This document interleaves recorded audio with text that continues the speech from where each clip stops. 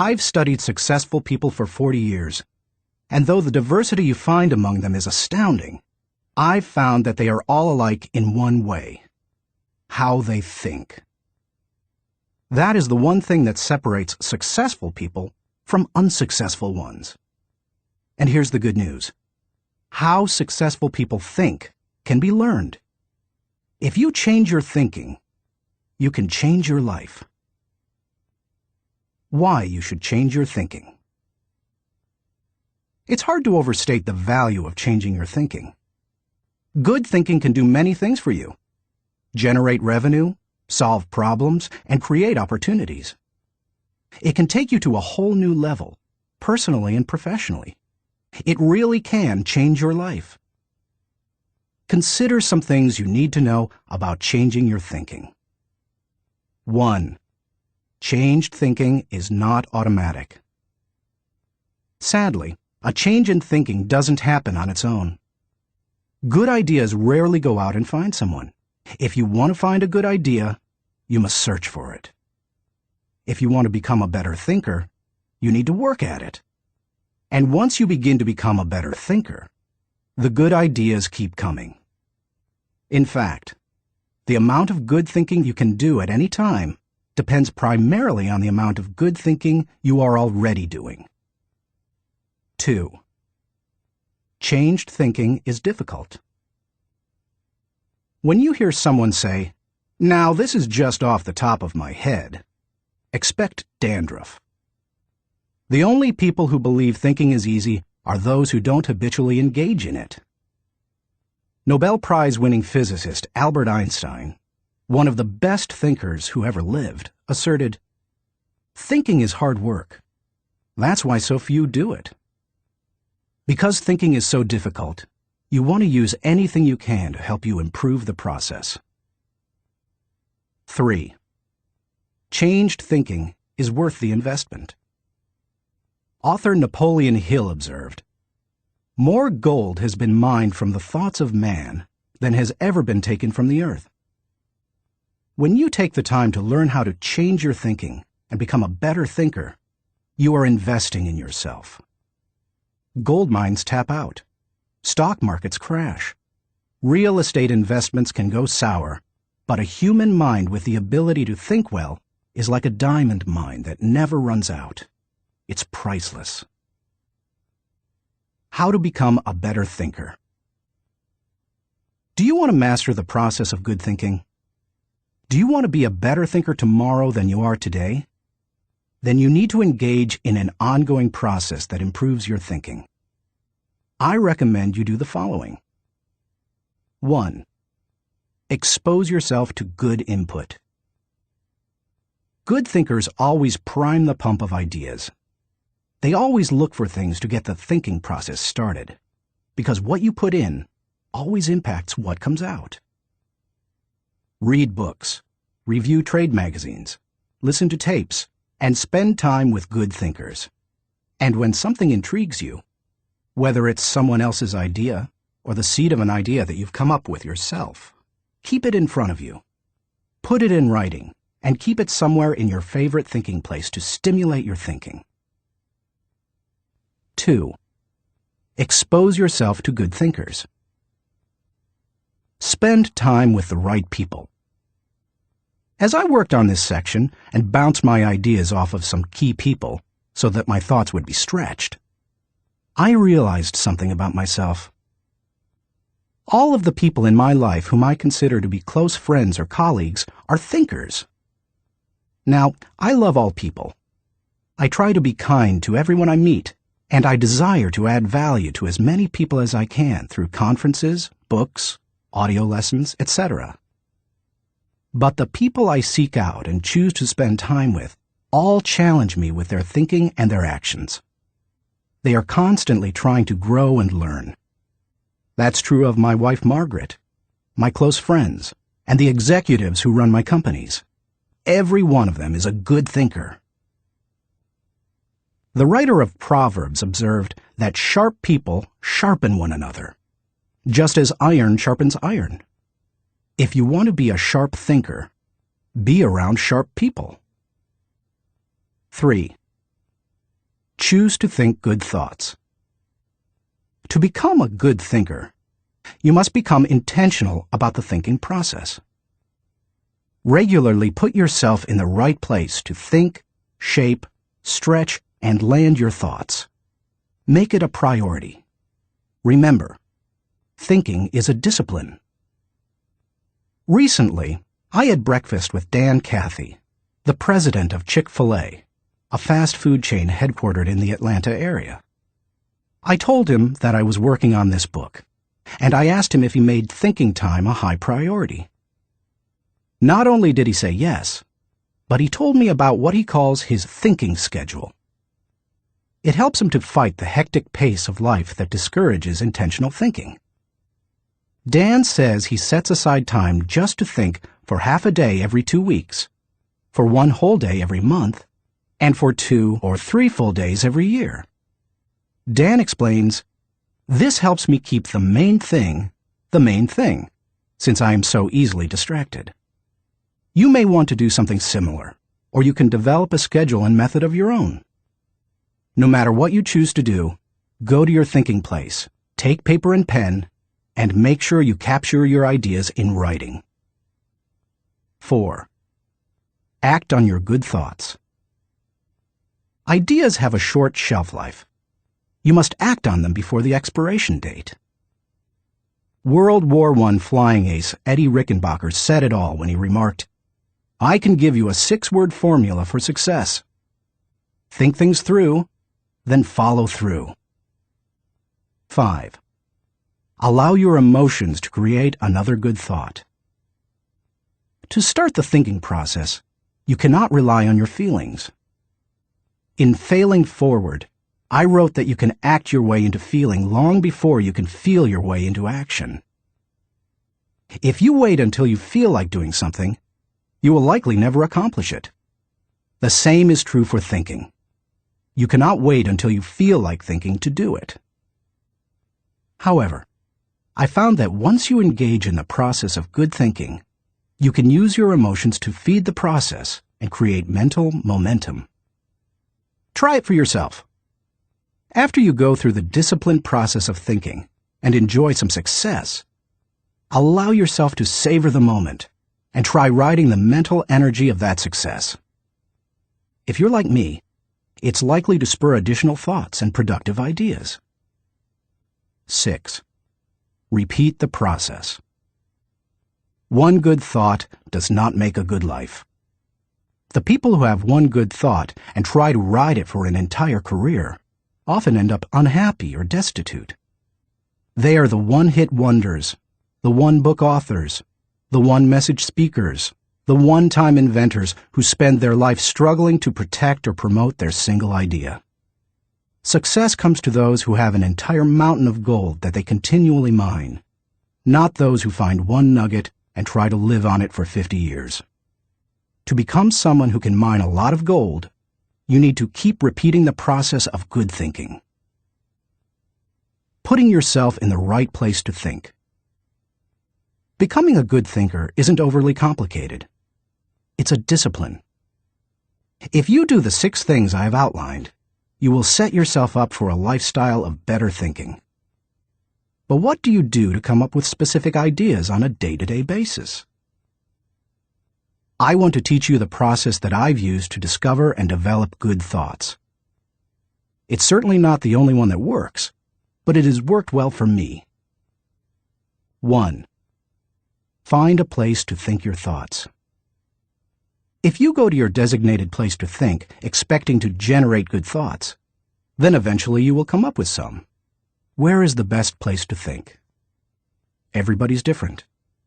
Some people think best in the shower. Others, like my friend Dick Biggs, like to go to a park. For me, the best places to think are in my car, on planes, and in the spa. Ideas come to me in other places as well, such as when I'm in bed.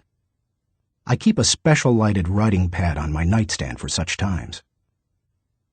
I believe I often get thoughts because I make it a habit to frequently go to my thinking places. If you want to consistently generate ideas, you need to do the same thing. Find a place where you can think and plan to capture your thoughts on paper so that you don't lose them. When I found a place to think my thoughts found a place in me. 2. Find a place to shape your thoughts. Rarely do ideas come fully formed and completely worked out. Most of the time, they need to be shaped until they have substance. As my friend Dan Ryland says, they have to stand the test of clarity and questioning. During the shaping time, you want to hold an idea up to strong scrutiny. Many times a thought that seemed outstanding late at night looks pretty silly in the light of day. Ask questions about your ideas. Fine-tune them. One of the best ways to do that is to put your thoughts in writing. Professor, college president, and U.S. Senator S.I. Hayakawa wrote, "Learning to write is learning to think. You don't know anything clearly unless you can state it in writing." As you shape your thoughts, you find out whether an idea has potential. You learn what you have. You also learn some things about yourself. The shaping time thrills me because it embodies humor. The thoughts that don't work often provide comic relief. Humility. The moments when I connect with God awe me. Excitement. I love to play out an idea mentally. I call it futuring it. Creativity. In these moments, I am unhampered by reality. Fulfillment. God made me for this process. It uses my greatest gifts and gives me joy. Honesty.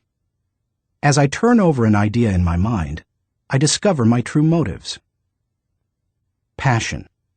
When you shape a thought, you find out what you believe and what really counts. Change.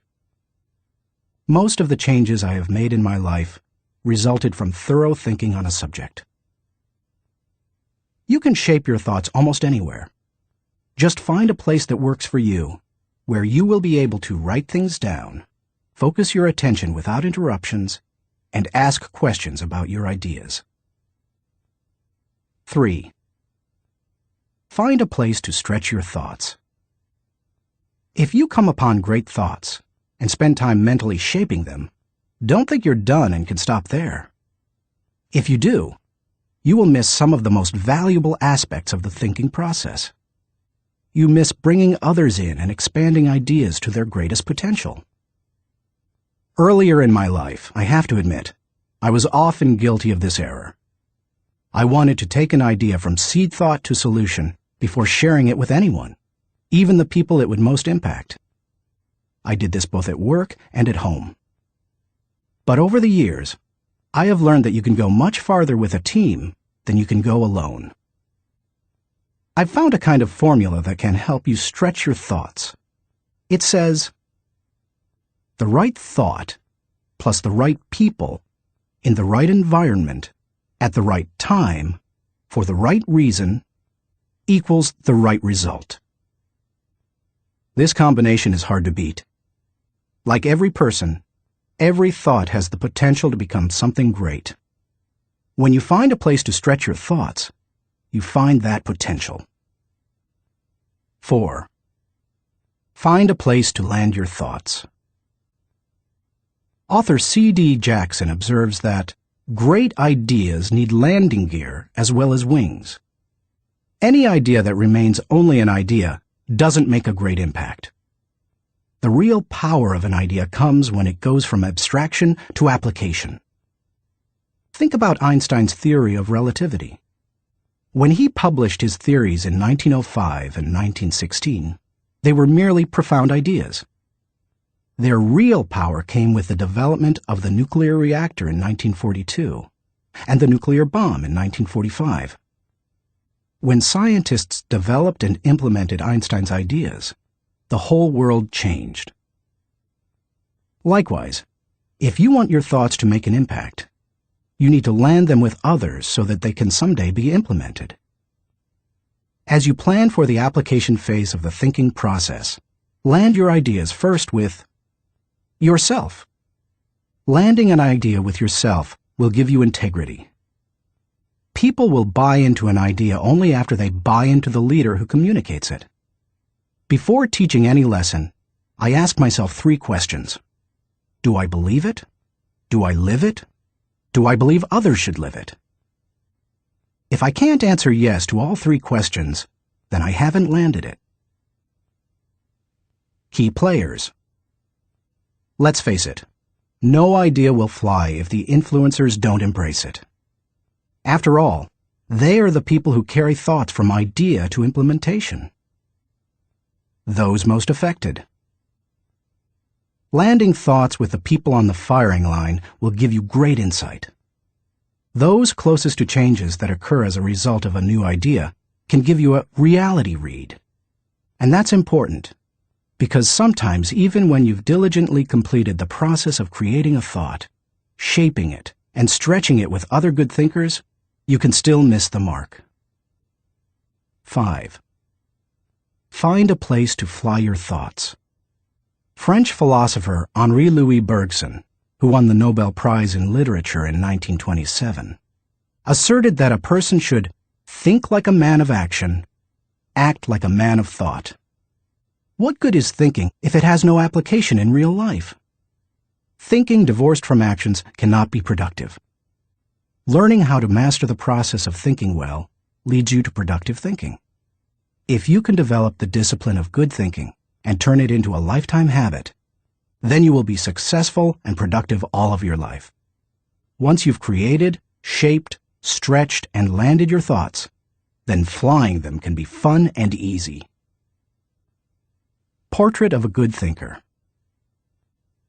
You often hear someone say that a colleague or friend is a good thinker, but that phrase means something different to everyone.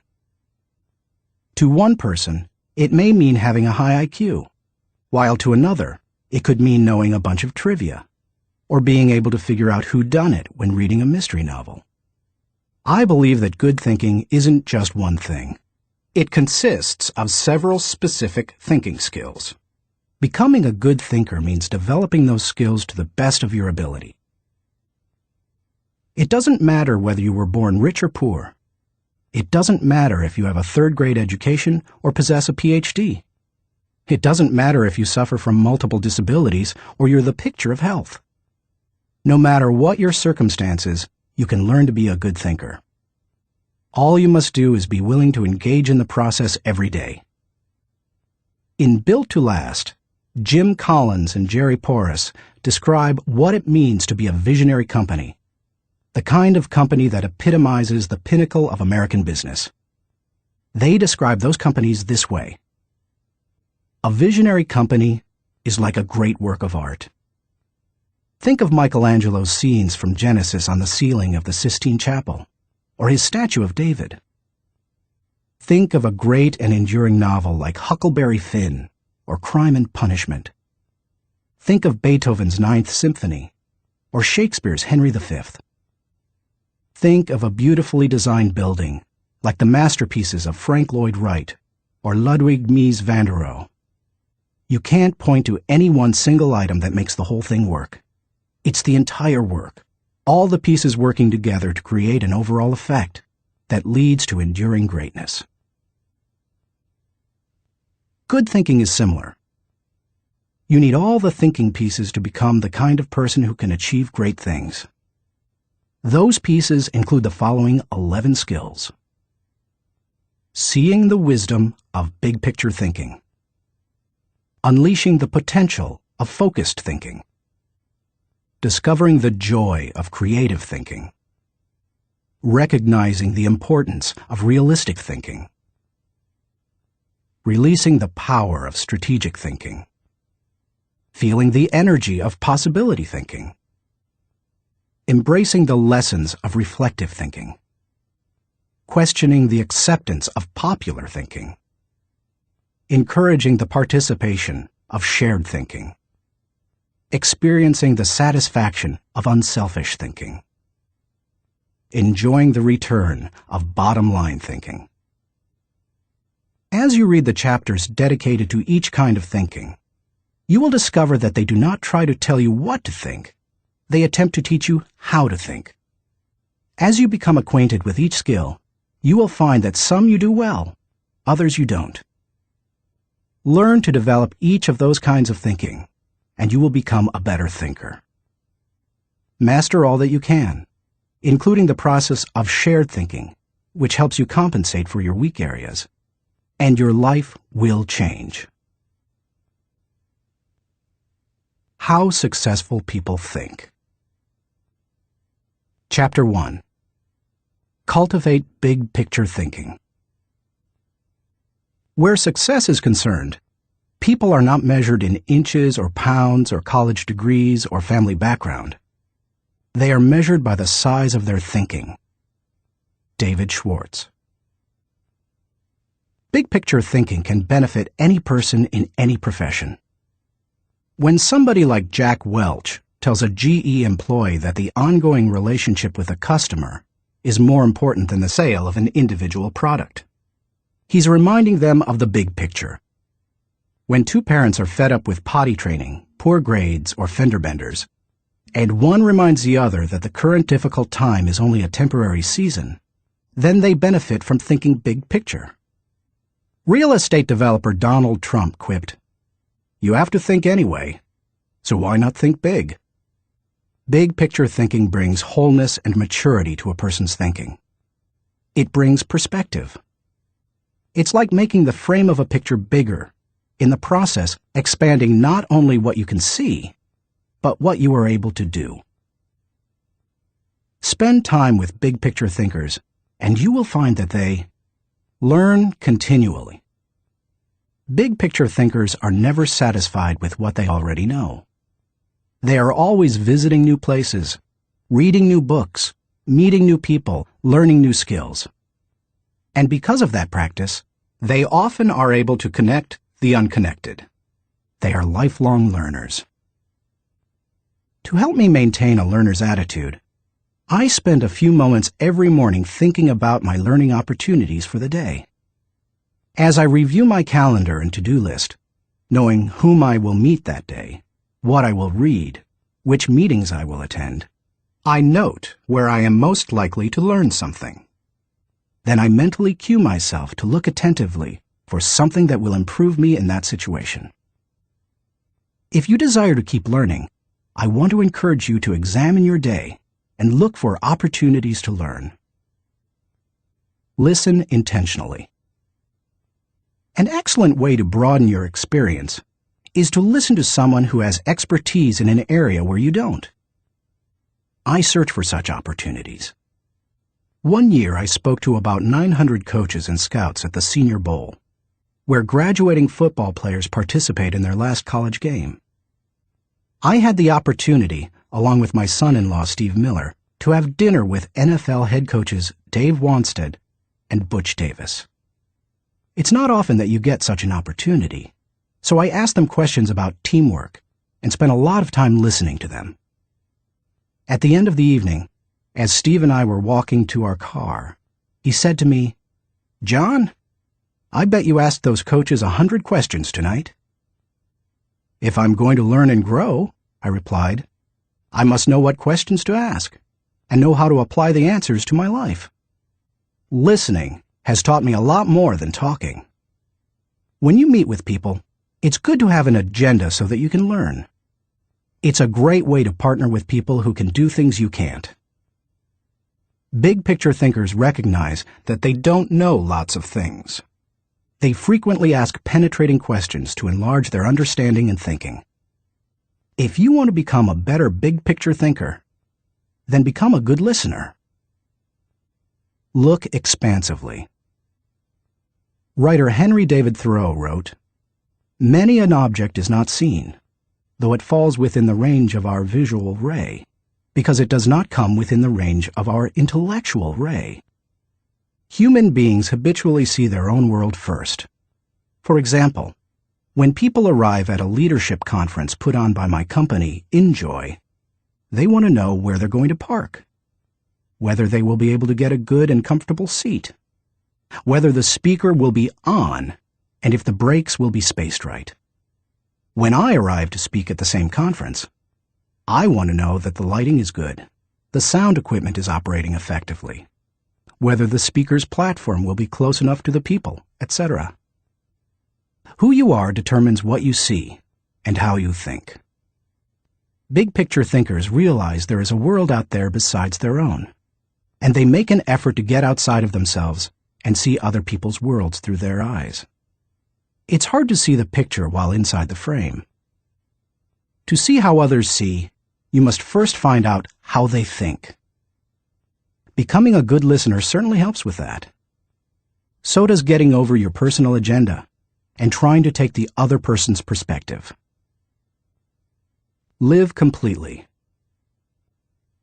French essayist Michel de Montaigne wrote, "The value of life lies not in the length of days, but in the use we make of them. A man may live long, yet live very little. The truth is that you can spend your life any way you want, but you can spend it only once." Becoming a big picture thinker can help you to live with wholeness, to live a very fulfilling life. People who see the big picture expand their experience because they expand their world. As a result, they accomplish more than narrow-minded people, and they experience fewer unwanted surprises too, because they are more likely to see the many components involved in any given situation: issues, people, relationships, timing, and values. They are also, therefore, usually more tolerant of other people and their thinking. Why you should receive the wisdom of big picture thinking. Intuitively, you probably recognize big picture thinking as beneficial. Few people want to be closed-minded. No one sets out to be that way. But just in case you're not completely convinced, consider several specific reasons why you should make the effort to become a better big picture thinker. 1. Big picture thinking allows you to lead. You can find many big picture thinkers who aren't leaders, but you will find few leaders who are not big picture thinkers. Leaders must be able to do many important things for their people. See the vision before their people do. They also see more of it. This allows them to size up situations, taking into account many variables. Leaders who see the big picture discern possibilities as well as problems to form a foundation to build the vision. Once leaders have done that, they can sketch a picture of where the team is going, including any potential challenges or obstacles. The goal of leaders shouldn't be merely to make their people feel good, but to help them be good and accomplish the dream. The vision, shown accurately, will allow leaders to show how the future connects with the past to make the journey more meaningful. When leaders recognize this need for connection and bridge it, then they can seize the moment when the timing is right. In leadership, when to move is as important as what you do. As Winston Churchill said, "There comes a special moment in everyone's life, a moment for which that person was born. When he seizes it, it is his finest hour." Whether building roads, planning a trip, or moving in leadership, big picture thinking allows you to enjoy more success. People who are constantly looking at the whole picture have the best chance of succeeding in any endeavor. 2. Big picture thinking keeps you on target. Thomas Fuller, chaplain to Charles II of England, observed, "He that is everywhere is nowhere." To get things done, you need focus. However, to get the right things done, you also need to consider the big picture. Only by putting your daily activities in the context of the big picture will you be able to stay on target. As Alvin Toffler says, you've got to think about big things while you're doing small things, so that all the small things go in the right direction. 3. Big picture thinking allows you to see what others see. One of the most important skills you can develop in human relations is the ability to see things from the other person's point of view. It's one of the keys to working with clients, satisfying customers, maintaining a marriage, rearing children, helping those who are less fortunate, etc. All human interactions are enhanced by the ability to put yourself in another person's shoes. How? Look beyond yourself, your own interests, and your own world. When you work to consider an issue from every possible angle, examine it in the light of another's history, discover the interests and concerns of others, and try to set aside your own agenda, you begin to see what others see. And that is a powerful thing. 4. Big picture thinking promotes teamwork. If you participate in any kind of team activity, then you know how important it is that team members see the whole picture, not just their own part. Anytime a person doesn't know how his work fits with that of his teammates, then the whole team is in trouble. The better the grasp team members have of the big picture, the greater their potential to work together as a team. 5. Big picture thinking keeps you from being caught up in the mundane. Let's face it, some aspects of everyday life are absolutely necessary but thoroughly uninteresting. Big picture thinkers don't let the grind get to them because they don't lose sight of the all-important overview. They know that the person who forgets the ultimate is a slave to the immediate. 6. Big picture thinking helps you to chart uncharted territory. Have you ever heard the expression, "We'll cross that bridge when we come to it"? That phrase undoubtedly was coined by someone who had trouble seeing the big picture. The world was built by people who crossed bridges in their minds long before anyone else did.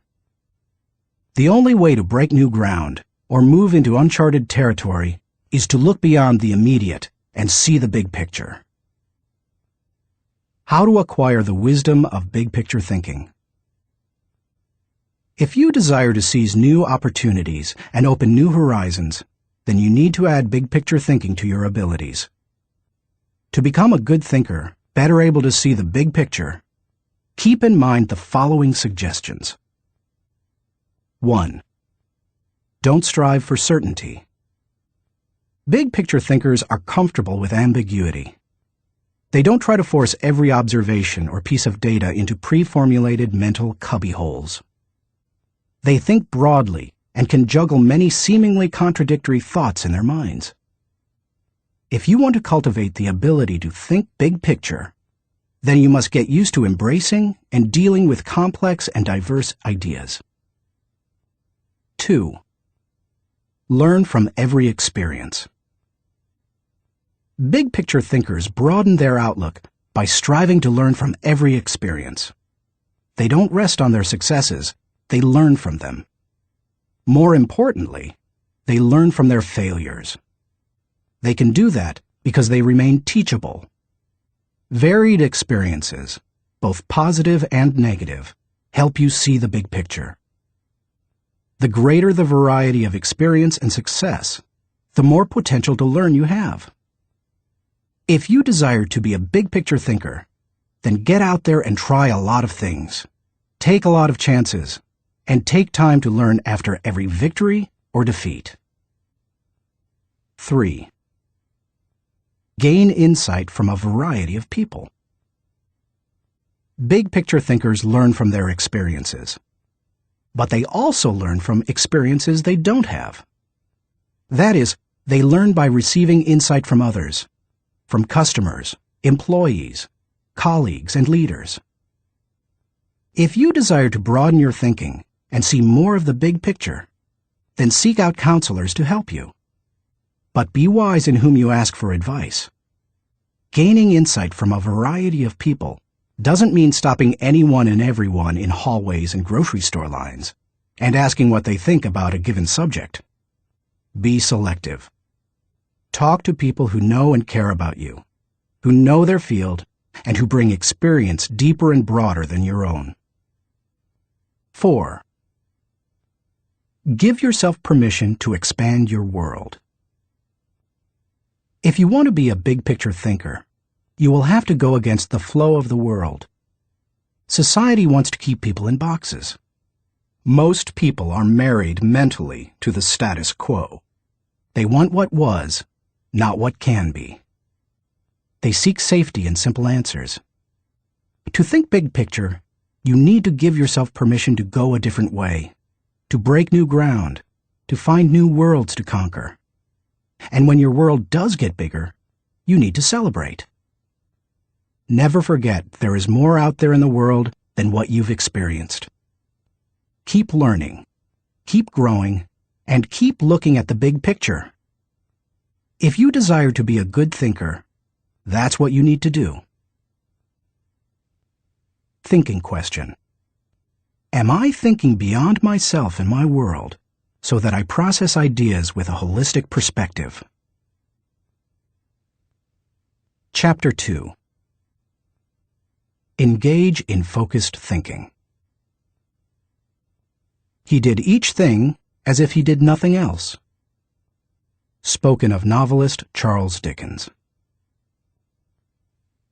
Philosopher Bertrand Russell once asserted, "To be able to concentrate for a considerable time is essential to difficult achievement."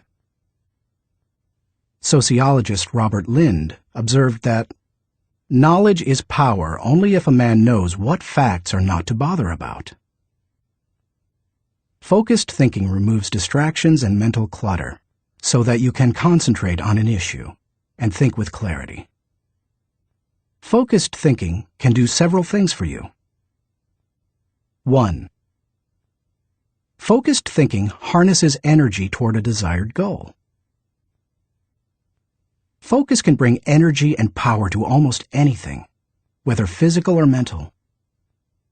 If you're learning how to pitch a baseball and you want to develop a good curveball, then focused thinking while practicing will improve your technique.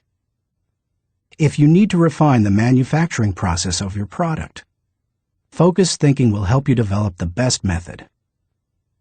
If you want to solve a difficult mathematics problem, focused thinking helps you break through to the solution. The greater the difficulty of a problem or issue, the more focused thinking time is necessary to solve it. 2. Focused thinking gives ideas time to develop. I love to discover and develop ideas. I often bring my creative team together for brainstorming and creative thinking. When we first get together, we try to be exhaustive in our thinking in order to generate as many ideas as possible. The birthing of a potential breakthrough often results from sharing many good ideas. But to take ideas to the next level, you must shift from being expansive in your thinking to being selective. I have discovered that a good idea can become a great idea when it is given focus time. It's true that focusing on a single idea for a long time can be very frustrating. I've often spent days focusing on a thought and trying to develop it, only to find that I could not improve the idea. But sometimes, my perseverance in focused thinking pays off. That brings me great joy. And when focused thinking is at its best, not only does the idea grow, but so do I. 3. Focused thinking brings clarity to the target. I consider golf one of my favorite hobbies. It's a wonderfully challenging game. I like it because the objectives are so clear. Professor William Mobley of the University of South Carolina made the following observation about golf. One of the most important things about golf is the presence of clear goals. You see the pins, you know the par. It's neither too easy nor unattainable. You know your average score, and there are competitive goals. Competitive with par, with yourself, and others. These goals give you something to shoot at. In work, as in golf, goals motivate. One time on the golf course, I followed a golfer who neglected to put the pin back in the hole after he putted. Because I could not see my target, I couldn't focus properly. My focus quickly turned to frustration and to poor play. To be a good golfer, a person needs to focus on a clear target. The same is true in thinking. Focus helps you to know the goal and to achieve it. 4. Focused thinking will take you to the next level. No one achieves greatness by becoming a generalist. You don't hone a skill by diluting your attention to its development. The only way to get to the next level is to focus. No matter whether your goal is to increase your level of play, sharpen your business plan, improve your bottom line, develop your subordinates, or solve personal problems, you need to focus. Author Harry A. Overstreet observed, "The immature mind hops from one thing to another. The mature mind seeks to follow through." Where should you focus your thinking? Does every area of your life deserve dedicated, focused thinking time? Of course, the answer is no. Be selective, not exhaustive, in your focused thinking. For me, that means dedicating in-depth thinking time to 4 areas: leadership, creativity, communication, and intentional networking. Your choices will probably differ from mine. Here are a few suggestions to help you figure them out. Identify your priorities. First, take into account your priorities for yourself, your family, and your team. Author, consultant, and award-winning thinker Edward de Bono quipped, "A conclusion is the place where you get tired of thinking." Unfortunately, many people land on priorities based on where they run out of steam. You certainly don't want to do that. Nor do you want to let others set your agenda. There are many ways to determine priorities. If you know yourself well, begin by focusing on your strengths, the things that make best use of your skills and God-given talents. You might also focus on what brings the highest return and reward. Do what you enjoy most and do best. You could use the 80-20 rule. Give 80% of your effort to the top 20%, most important, activities. Another way is to focus on exceptional opportunities that promise a huge return. It comes down to this. Give your attention to the areas that bear fruit. Discover your gifts. Not all people are self-aware and have a good handle on their own skills, gifts, and talents. They are a little like the comic strip character Charlie Brown. One day after striking out in a baseball game, he says, "Rats! I'll never be a big league player. I just don't have it. All my life I've dreamed of playing in the big leagues, but I'll never make it." To which Lucy replies, "Charlie Brown, you're thinking too far ahead. What you need to do is set more immediate goals for yourself." For a moment, Charlie Brown sees a ray of hope. "Immediate goals?" he says. "Yes," answers Lucy. "Start with the next inning. When you go out to pitch, see if you can walk out to the mound without falling down." I've met many individuals who grew up in a household full of Lucys. They received little encouragement or affirmation, and as a result, seem at a loss for direction. If you have that kind of background, you need to work extra hard to figure out what your gifts are. Take a personality profile such as DISC or Myers-Briggs. Interview positive friends and family members to see where they think you shine. Spend some time reflecting on past successes. If you're going to focus your thinking in your areas of strength, you need to know what they are. Develop your dream. If you want to achieve great things, you need to have a great dream. If you're not sure of your dream, use your focused thinking time to help you discover it.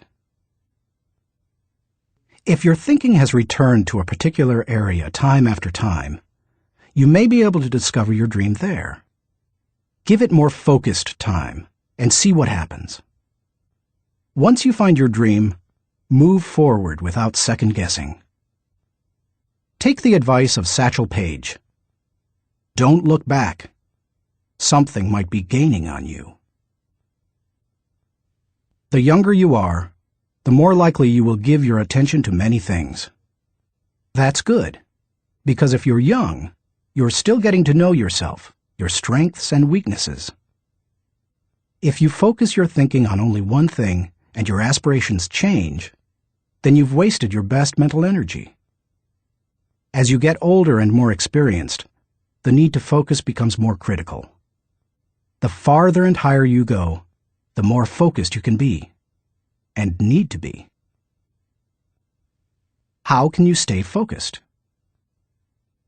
Once you have a handle on what you should think about, you must decide how to better focus on it. Here are 5 suggestions to help you with the process. 1. Remove distractions. Removing distractions is no small matter in our current culture, but it's critical. How do you do it? First, by maintaining the discipline of practicing your priorities. Don't do easy things first, or hard things first, or urgent things first. Do first things first, the activities that give you the highest return. In that way, you keep the distractions to a minimum. Second, insulate yourself from distractions. I've found that I need blocks of time to think without interruptions. I've mastered the art of making myself unavailable when necessary and going off to my thinking place so that I can work without interruptions. Because of my responsibilities as founder of 3 companies, however, I am always aware of the tension between my need to remain accessible to others as a leader and my need to withdraw from them to think. The best way to resolve the tension is to understand the value of both activities. Walking slowly through the crowd allows me to connect with people and know their needs. Withdrawing from the crowd allows me to think of ways to add value to them. My advice to you is to place value on and give attention to both. If you naturally withdraw, then make sure to get out among people more often. If you're always on the go and rarely withdraw for thinking time, then remove yourself periodically so that you can unleash the potential of focused thinking. And wherever you are, be there. 2. Make time for focused thinking. Once you have a place to think, you need the time to think. Because of the fast pace of our culture, people tend to multitask, but that's not always a good idea. Switching from task to task can cost you up to 40% efficiency. According to researchers, if you're trying to accomplish many things at the same time, you'll get more done by focusing on one task at a time, not by switching constantly from one task to another. Years ago, I realized that my best thinking time occurs in the morning. Whenever possible, I reserve my mornings for thinking and writing. One way to gain time for focused thinking is to impose upon yourself a rule that one company implemented. Don't allow yourself to look at email until after 10 a.m. Instead, focus your energies on your number 1 priority. Put non-productive time wasters on hold so that you can create thinking time for yourself. 3. Keep items of focus before you. Ralph Waldo Emerson, the great transcendental thinker, believed, "Concentration is the secret of strength in politics, in war, in trade, in short, in all management of human affairs." To help me concentrate on the things that matter, I work to keep important items before me. One way is to ask my assistant, Linda Eggers, to keep bringing it up, asking me about it, giving me additional information in reference to it. I'll also keep a file or page on my desk so that I see it every day as I work. That strategy has successfully helped me for 30 years to stimulate and sharpen ideas. If you've never done it, I recommend that you try it. I'll tell you more about it in the section on reflective thinking. 4. Set goals. I believe goals are important. The mind will not focus until it has clear objectives. But the purpose of goals is to focus your attention and give you direction. not to identify a final destination.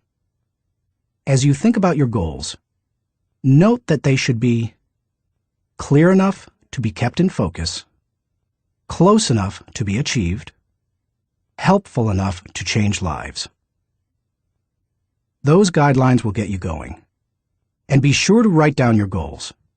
If they're not written, I can almost guarantee that they're not focused enough.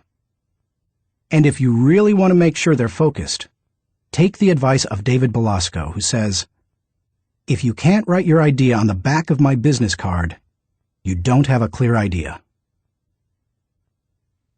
Even if you look back years from now and think your goals were too small, they will have served their purpose if they provide you with direction. 5. Question your progress. Take a good look at yourself from time to time to see whether you are actually making progress. That is the most accurate measure of whether you are making the best use of focused thinking. Ask yourself, am I seeing a return for my investment of focused thinking time? Is what I am doing getting me closer to my goals? Am I headed in a direction that helps me to fulfill my commitments, maintain my priorities, and realize my dreams? What are you giving up to go up? No one can go to the highest level and remain a generalist. My dad used to say, "Find the one thing you do well and don't do anything else." I've found that to do well at a few things, I've had to give up many things. As I worked on this chapter, I spent some time reflecting on the kinds of things I've given up. Here are the main ones. I can't know everyone. I love people, and I'm outgoing. Put me into a room full of people and I feel energized. So it goes against my grain to restrict myself from spending time with lots of people. To compensate for that, I've done a couple of things. First, I've chosen a strong inner circle of people. They not only provide tremendous professional help, but they also make life's journey much more pleasant. Second, I ask certain friends to catch me up on what's happening in the lives of other friends. I usually do that when I'm traveling and can't block out the time I would need for focused thinking. I can't do everything. There are only a few exceptional opportunities in any person's lifetime. That's why I strive for excellence in a few things rather than a good performance in many. That's cost me. Because of my workload, I also have to skip doing many things that I would love to do. For example, every week I hand off projects that I think would be fun to do myself. I practice the 10-80-10 principle with the people to whom I'm delegating a task. I help with the first 10% by casting vision, laying down parameters, providing resources, and giving encouragement. Then, once they've done the middle 80%, I come alongside them again and help them take whatever it is the rest of the way, if I can. I call it putting the cherry on top. I can't go everywhere. Every conference speaker and author has to travel a lot. Before I began doing much speaking, that seemed like a glamorous life. But after logging several million miles, I know what kind of a toll it can take. Ironically, I still love traveling for pleasure with my wife Margaret. It's one of our great joys. She and I could take 10 vacations a year and enjoy every one of them. Yet we can't because so much of my time is consumed doing what I was called to do: help people to grow personally and to develop as leaders. I can't be well-rounded. Being focused also keeps me from being well-rounded. I tell people, 99% of everything in life I don't need to know about.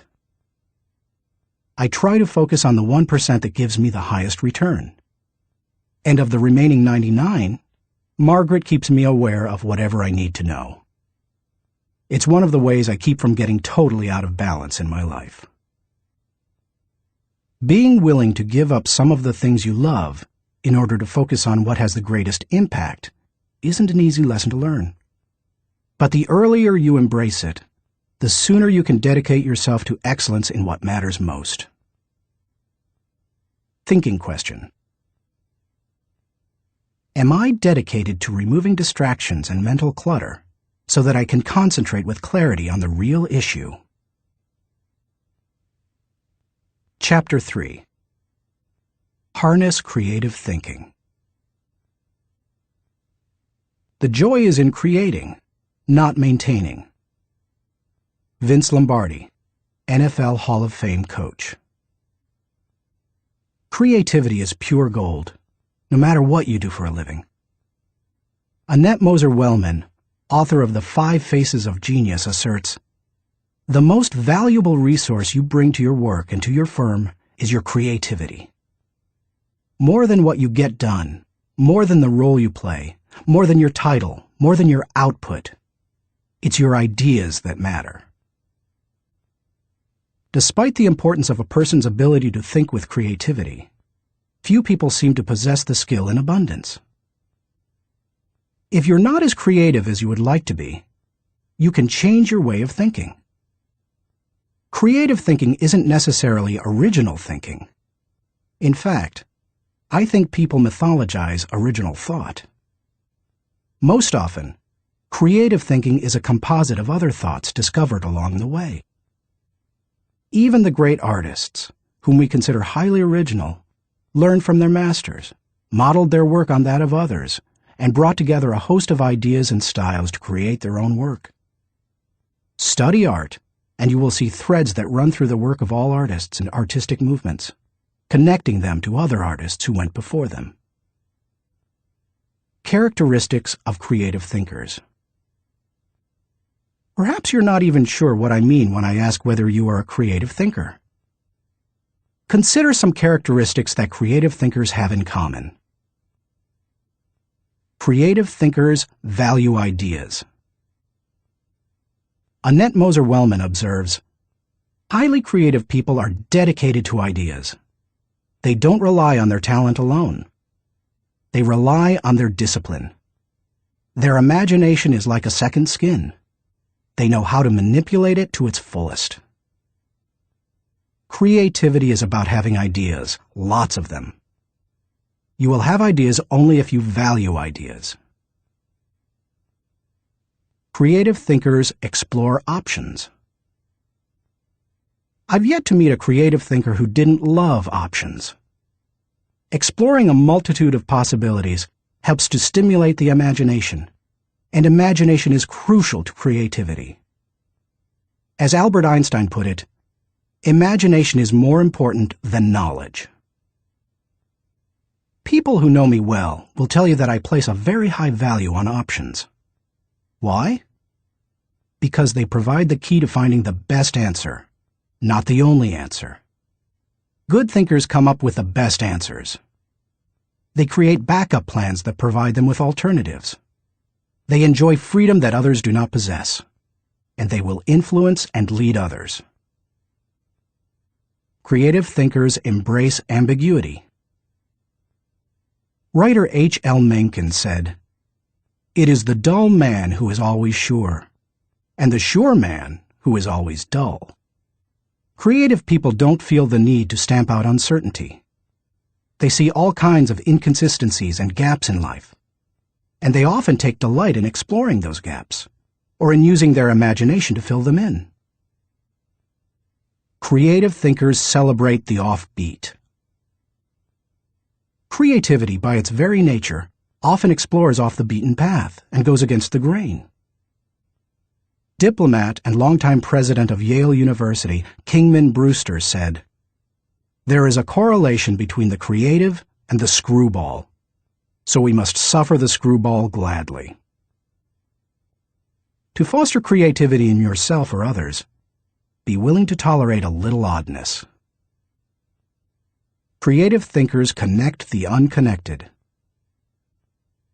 Because creativity utilizes the ideas of others, there's great value in being able to connect one idea to another, especially to seemingly unrelated ideas. Graphic designer Tim Hansen says, "Creativity is especially expressed in the ability to make connections, to make associations, to turn things around and express them in a new way. Creating additional thoughts is like taking a trip in your car. You may know where you are going, but only as you move toward your destination can you see and experience things in a way not possible before you started. Creative thinking works something like this. Think, then collect, then create, then correct, then connect. Once you begin to think, you are free to collect. You ask yourself, what material relates to this thought? Once you have the material, you ask, what ideas can make the thought better? That can start to take an idea to the next level. After that, you can correct or refine it by asking, what changes can make these ideas better? Finally, you connect the ideas by positioning them in the right context to make the thought complete and powerful. Creative thinkers don't fear failure. Creativity demands the ability to be unafraid of failure, because creativity equals failure. You may be surprised to hear such a statement, but it's true. Charles Frankel asserts that anxiety is the essential condition of intellectual and artistic creation. Creativity requires a willingness to look stupid. It means getting out on a limb, knowing that the limb often breaks. Creative people know these things and still keep searching for new ideas. They just don't let the ideas that don't work prevent them from coming up with more ideas that do work. Why you should discover the joy of creative thinking. Creativity can improve a person's quality of life. Here are 5 specific things creative thinking has the potential to do for you. 1. Creative thinking adds value to everything. Wouldn't you enjoy a limitless reservoir of ideas that you could draw upon at any time? That's what creative thinking gives you.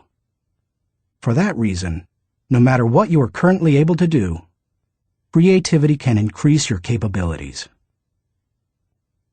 Creativity is being able to see what everybody else has seen and think what nobody else has thought, so that you can do what nobody else has done. Sometimes, creative thinking lies along the lines of invention, where you break new ground. Other times, it moves along the lines of innovation, which helps you to do old things in a new way. But either way, it's seeing the world through sufficiently new eyes so that new solutions appear. That always adds value. 2. Creative thinking compounds. Over the years, I've found that creative thinking is hard work, but creative thinking compounds, given enough time and focus. Perhaps more than any other kind of thinking, creative thinking builds on itself and increases the creativity of the thinker. Poet Maya Angelou observed, "You can't use up creativity. The more you use, the more you have." Sadly, too often creativity is smothered rather than nurtured. There has to be a climate in which new ways of thinking, perceiving, questioning are encouraged. If you cultivate creative thinking in an environment that nurtures creativity, there's no telling what kind of ideas you can come up with. I'll talk more on that later. 3. Creative thinking draws people to you and your ideas. Creativity is intelligence having fun. People admire intelligence, and they are always attracted to fun, so the combination is fantastic. If anyone could be said to have fun with his intelligence, it was Leonardo da Vinci. The diversity of his ideas and expertise staggers the mind. He was a painter, architect, sculptor, anatomist, musician, inventor, and engineer. The term Renaissance man was coined because of him. Just as people were drawn to Da Vinci and his ideas during the Renaissance, they are drawn to creative people today. If you cultivate creativity, you will become more attractive to other people, and they will be drawn to you.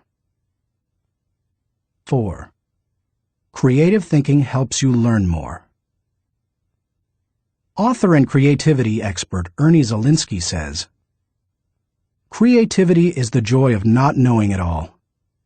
The joy of not knowing it all refers to the realization that we seldom, if ever, have all the answers.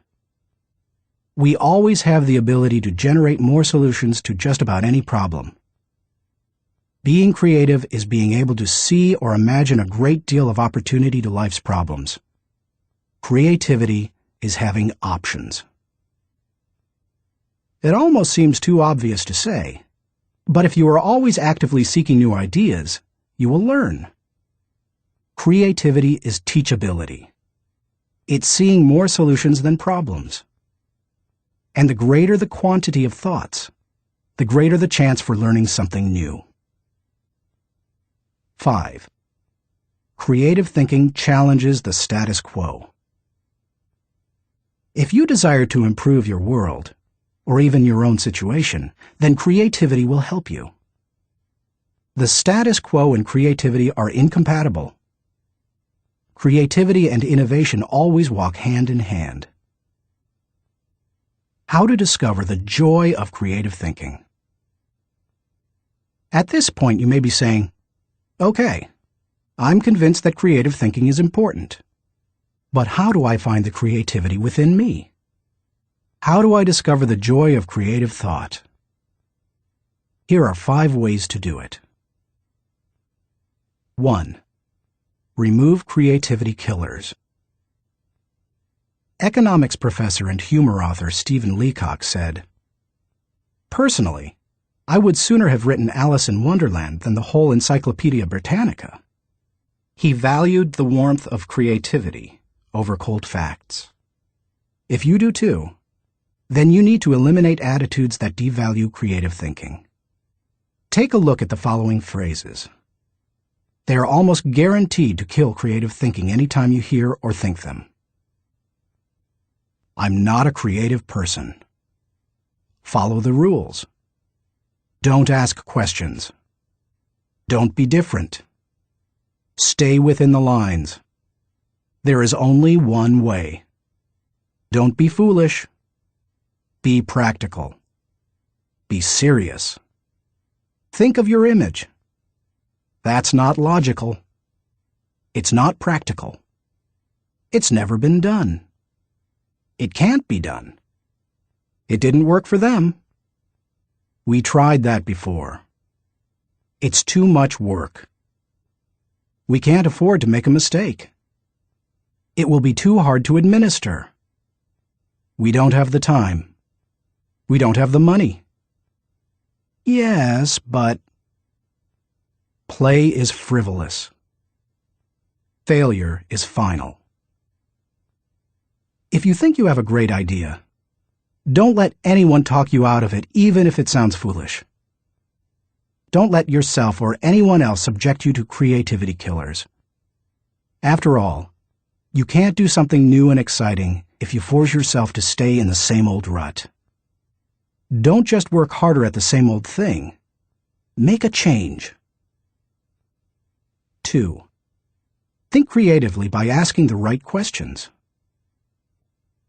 Creativity is largely a matter of asking the right questions. Management trainer Sir Anthony Jay said, "The uncreative mind can spot wrong answers, but it takes a creative mind to spot wrong questions." Wrong questions shut down the process of creative thinking. They direct thinkers down the same old path, or they chide them into believing that thinking isn't necessary at all. To stimulate creative thinking, ask yourself questions such as, why must it be done this way? What is the root problem? What are the underlying issues? What does this remind me of? What is the opposite? What metaphor or symbol helps to explain it? Why is it important? What's the hardest or most expensive way to do it? Who has a different perspective on this? What happens if we don't do it at all? You get the idea. And you can probably come up with better questions yourself. Physicist Tom Hirschfeld observed, "If you don't ask why this often enough, Somebody will ask, why you? If you want to think creatively, you must ask good questions. You must challenge the process. 3. Develop a creative environment. Charlie Brower said, "A new idea is delicate. It can be killed by a sneer or a yawn. It can be stabbed to death by a quip and worried to death by a frown on the right man's brow. Negative environments kill thousands of great ideas every minute." A creative environment, on the other hand, becomes like a greenhouse where ideas get seeded, sprout up, and flourish. A creative environment encourages creativity. David Hills says, "Studies of creativity suggest that the biggest single variable of whether or not employees will be creative is whether they perceive they have permission. When innovation and good thinking are openly encouraged and rewarded, then people see that they have permission to be creative." A creative environment places a high value on trust among team members and individuality. Creativity always risks failure. That's why trust is so important to creative people. In the creative process, trust comes from people working together, from knowing that people on the team have experience launching successful, creative ideas, and from the assurance that creative ideas won't go to waste because they will be implemented. A creative environment embraces those who are creative. Creative people celebrate the offbeat. How should creative people be treated? I take the advice of Tom Peters. Weed out the dullards, nurture the nuts. I do that by spending time with them, which I enjoy anyway. I especially like to pull people into brainstorming sessions. People look forward to an invitation to such meetings because the time will be filled with energy, ideas, and laughter. And the odds are high that a new project, seminar, or business strategy will result. When that happens, they also know a party's coming. A creative environment focuses on innovation, not just invention. Sam Weston, creator of the popular action figure G.I. Joe, said, "Truly groundbreaking ideas are rare, but you don't necessarily need one to make a career out of creativity." My definition of creativity is the logical combination of two or more existing elements that result in a new concept. The best way to make a living with your imagination is to develop innovative applications, not imagine completely new concepts. Creative people say, "Give me a good idea, and I'll give you a better idea." A creative environment is willing to let people go outside the lines. Most people automatically stay within lines, even if those lines have been arbitrarily drawn or are terribly out of date.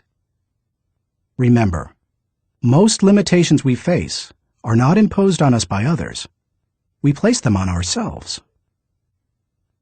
Lack of creativity often falls into that category. If you want to be more creative, challenge boundaries. Inventor Charles Kettering said, "All human development, no matter what form it takes, must be outside the rules. Otherwise, we would never have anything new." A creative environment takes that into account. A creative environment appreciates the power of a dream. A creative environment promotes the freedom of a dream.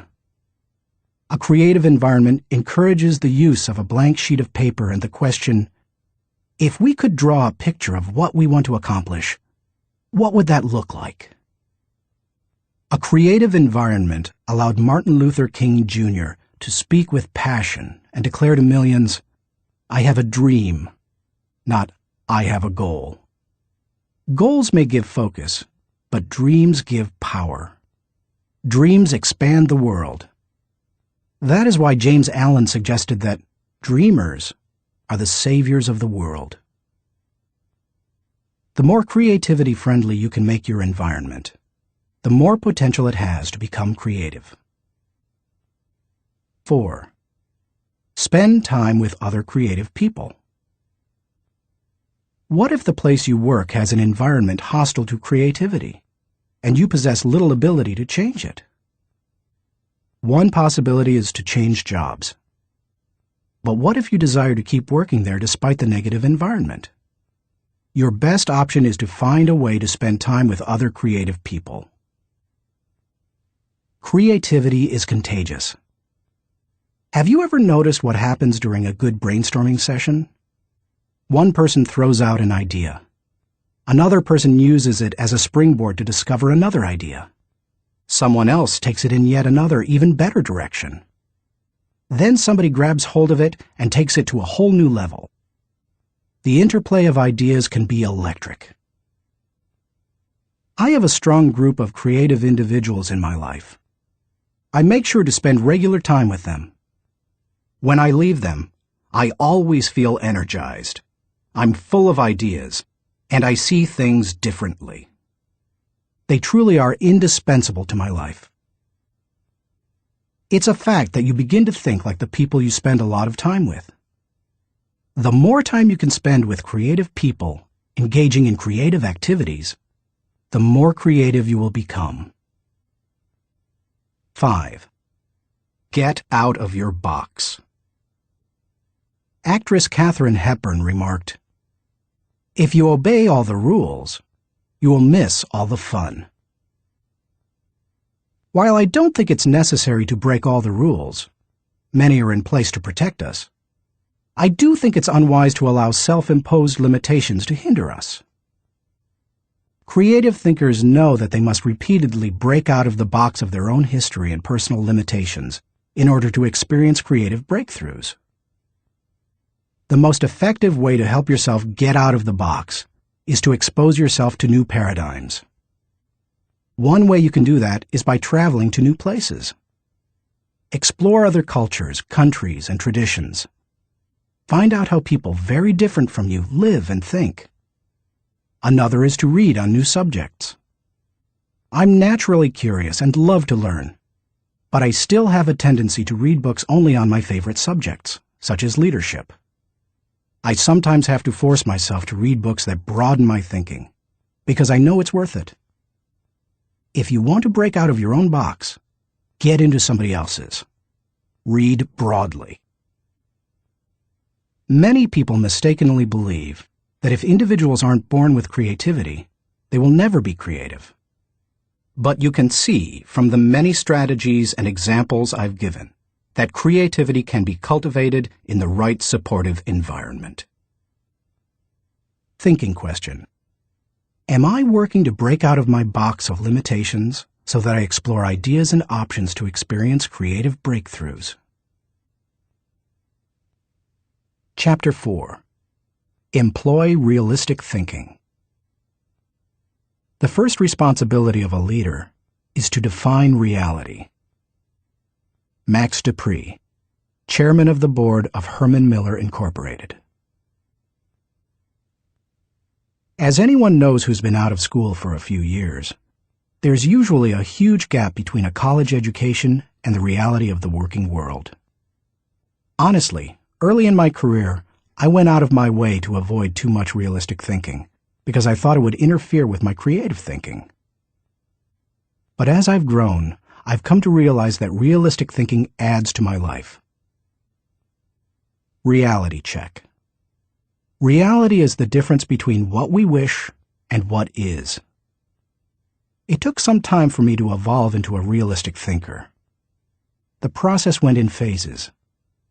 First, I did not engage in realistic thinking at all. After a while, I realized that it was necessary, so I began to engage in it occasionally. But I didn't like it, because I thought it was too negative.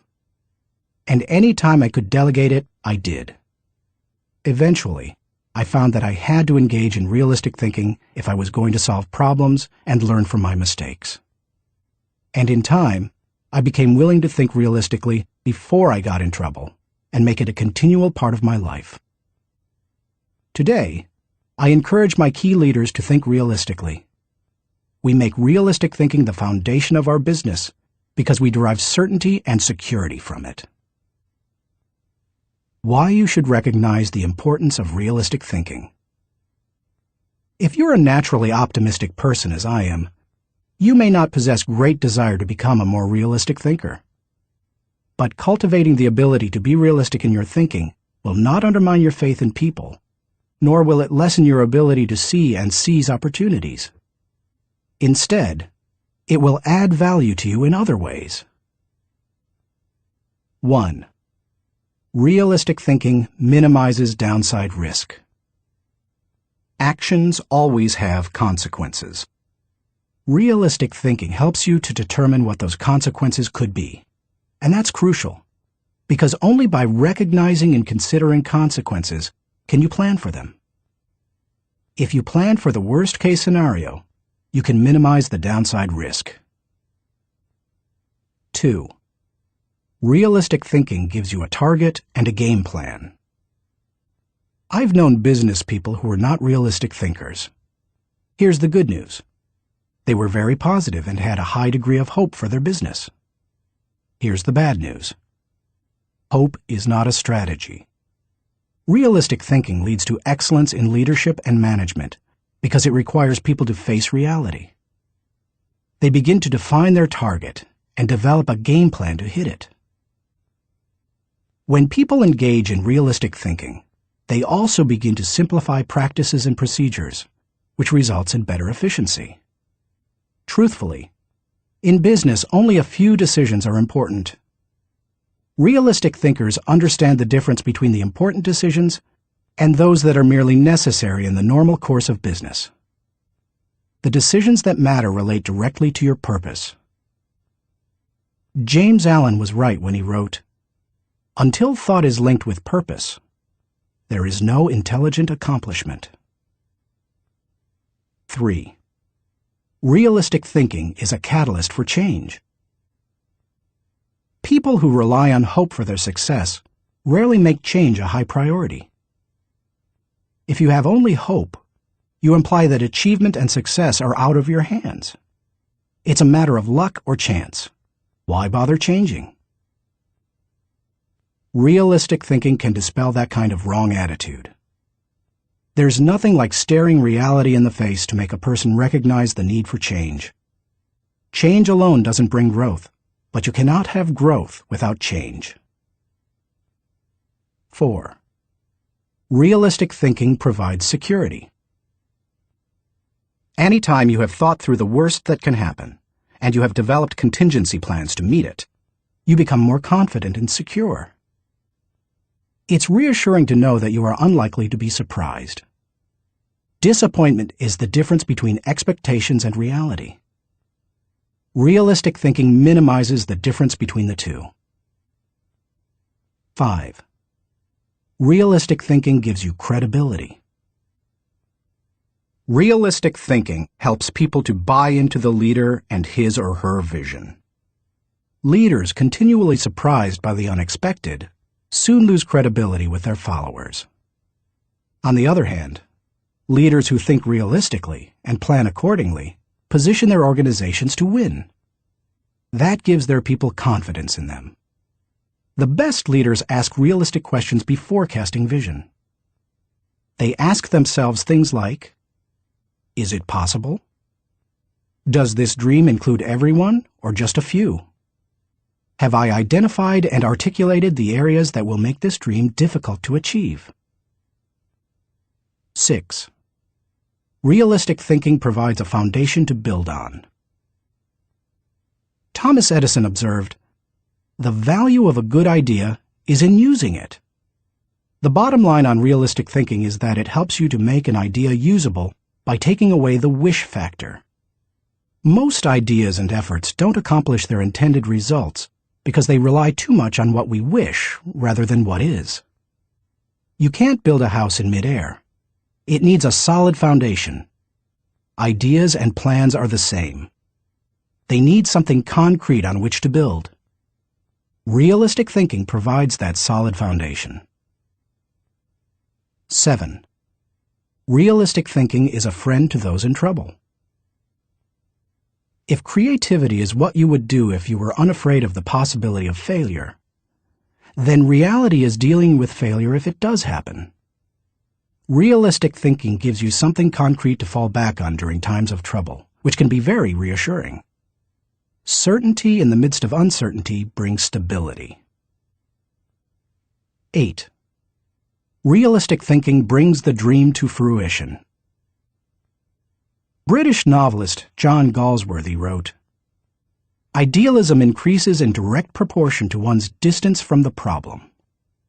If you don't get close enough to a problem, you can't tackle it. If you don't take a realistic look at your dream and what it will take to accomplish it, you will never achieve it." Realistic thinking helps to pave the way for bringing any dream to fruition. How to recognize the importance of realistic thinking.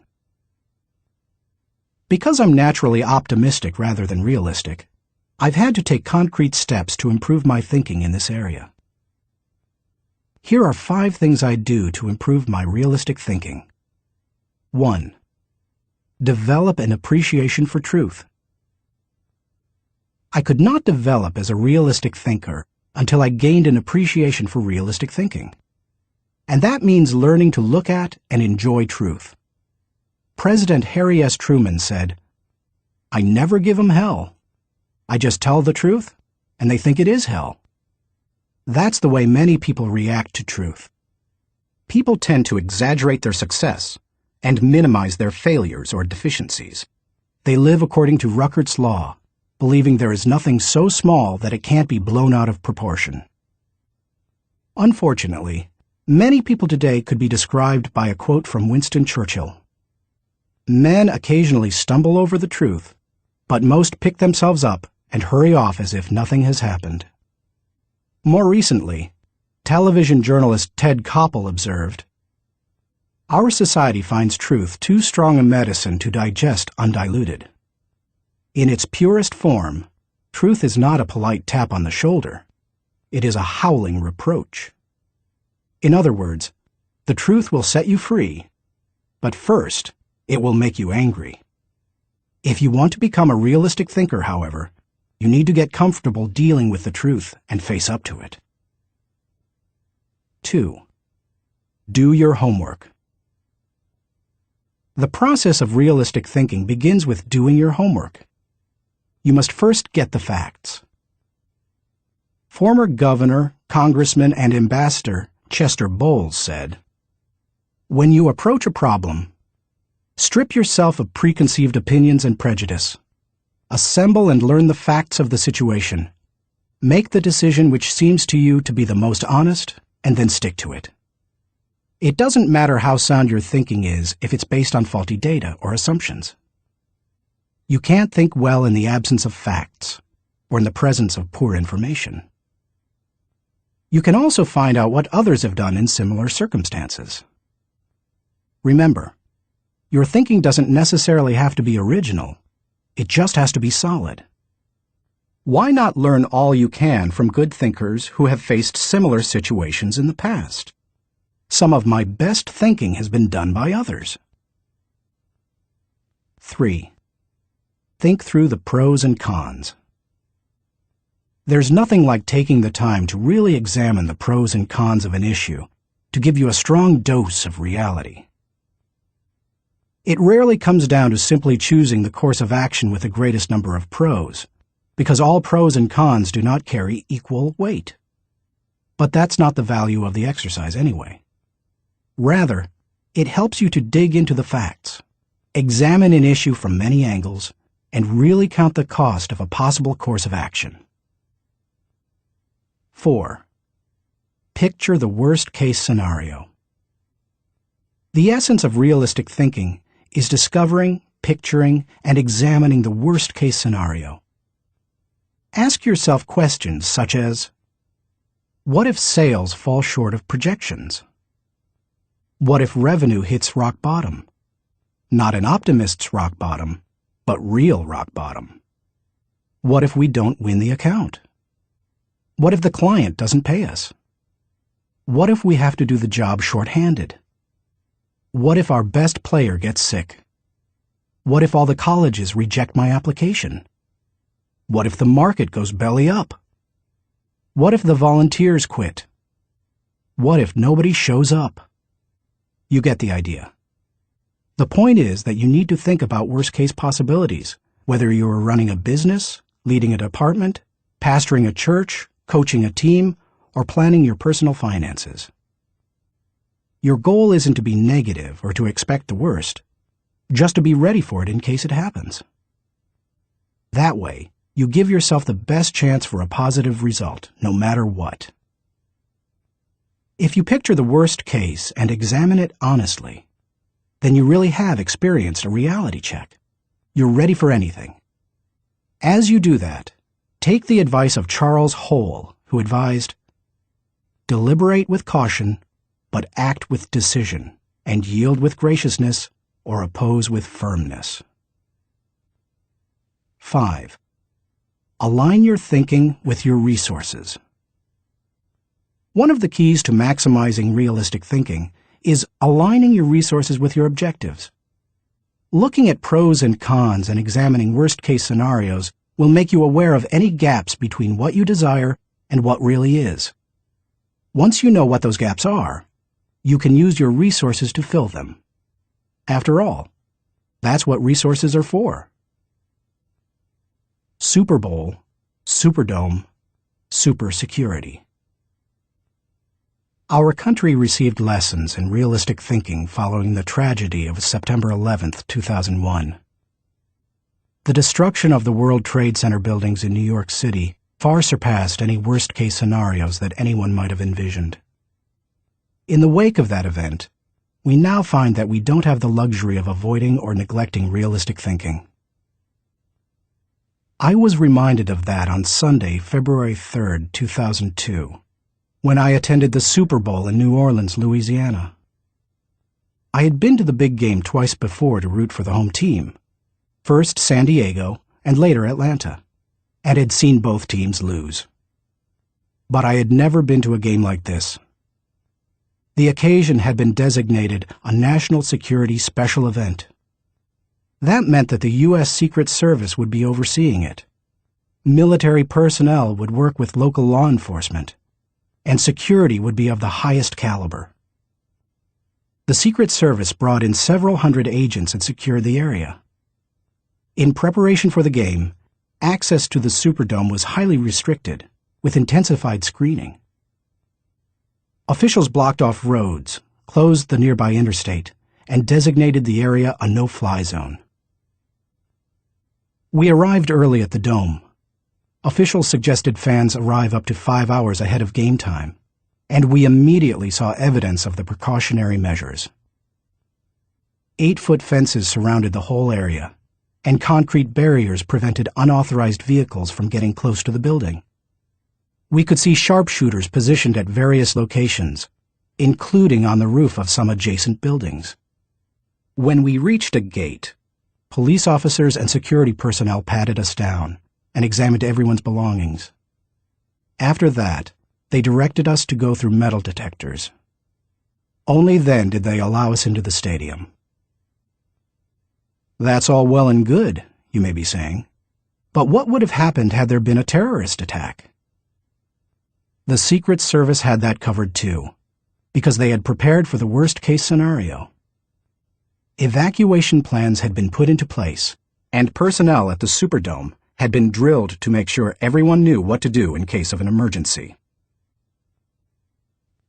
New Orleans Mayor Mark Morial said the day before the Super Bowl, "We want to send a message to all visitors that New Orleans is going to be the safest place in America."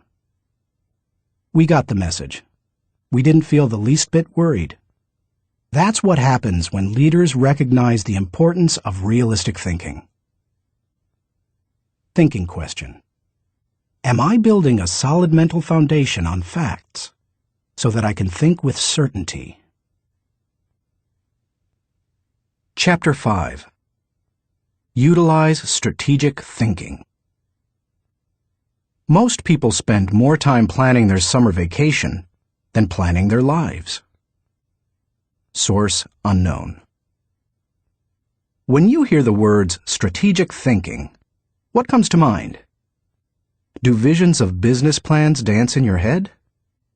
Do you conjure up marketing plans, the kind that can turn a company around? Perhaps you contemplate global politics, or you recall some of history's greatest military campaigns. Hannibal crossing the Alps to surprise the Roman army, Charlemagne's conquest of Western Europe, or the Allies' D-Day invasion of Normandy. Perhaps, but strategy doesn't have to be restricted to military action, or even to business. Strategic thinking can make a positive impact on any area of life. Plan your life, live your plan.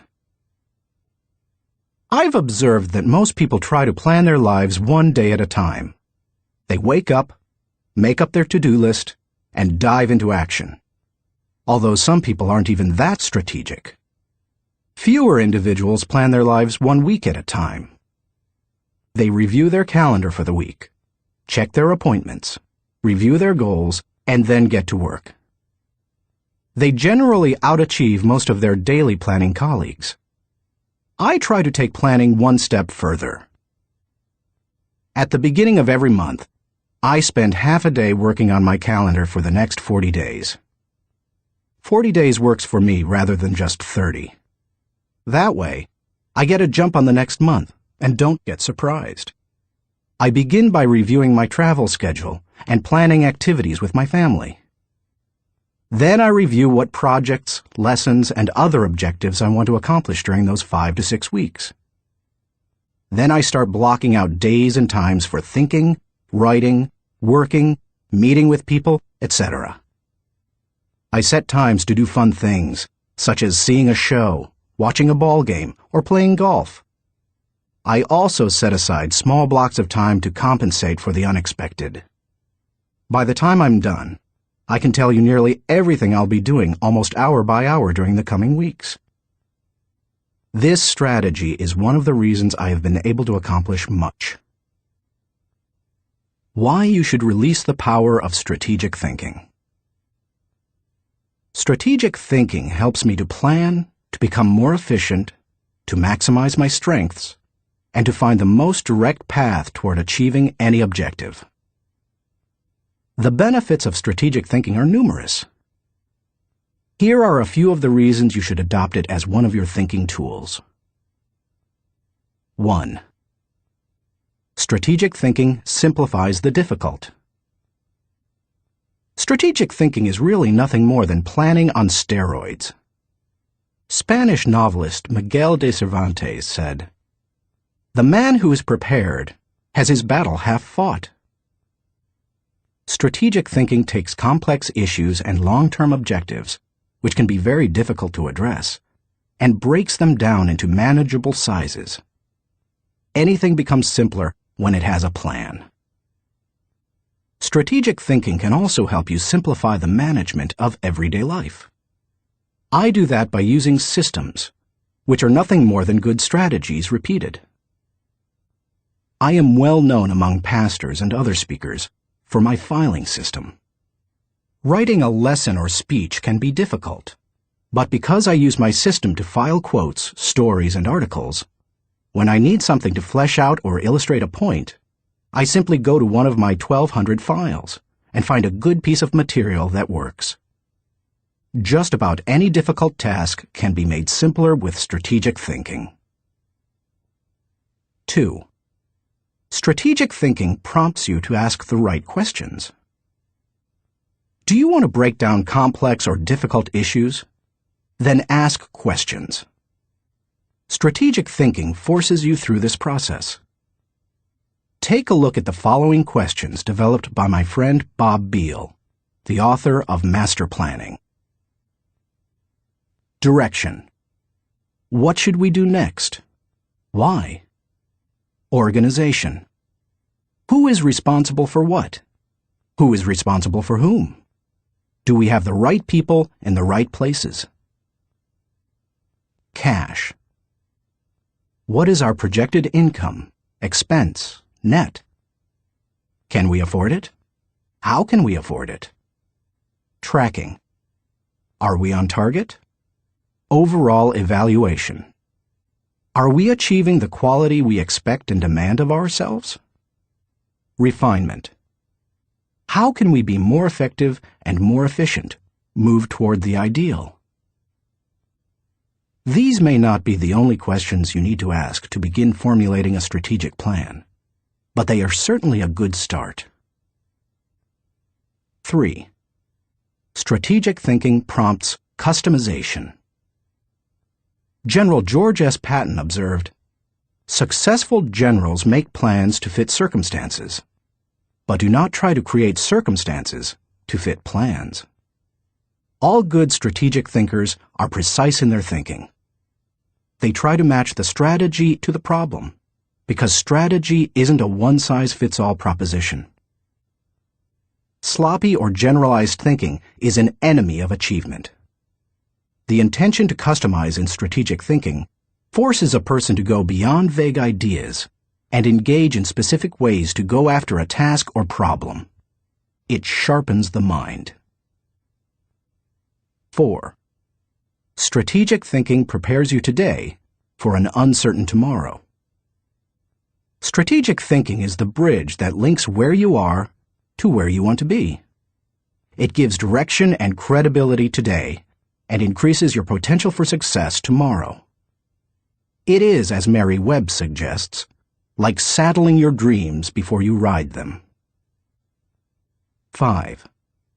Strategic thinking reduces the margin of error.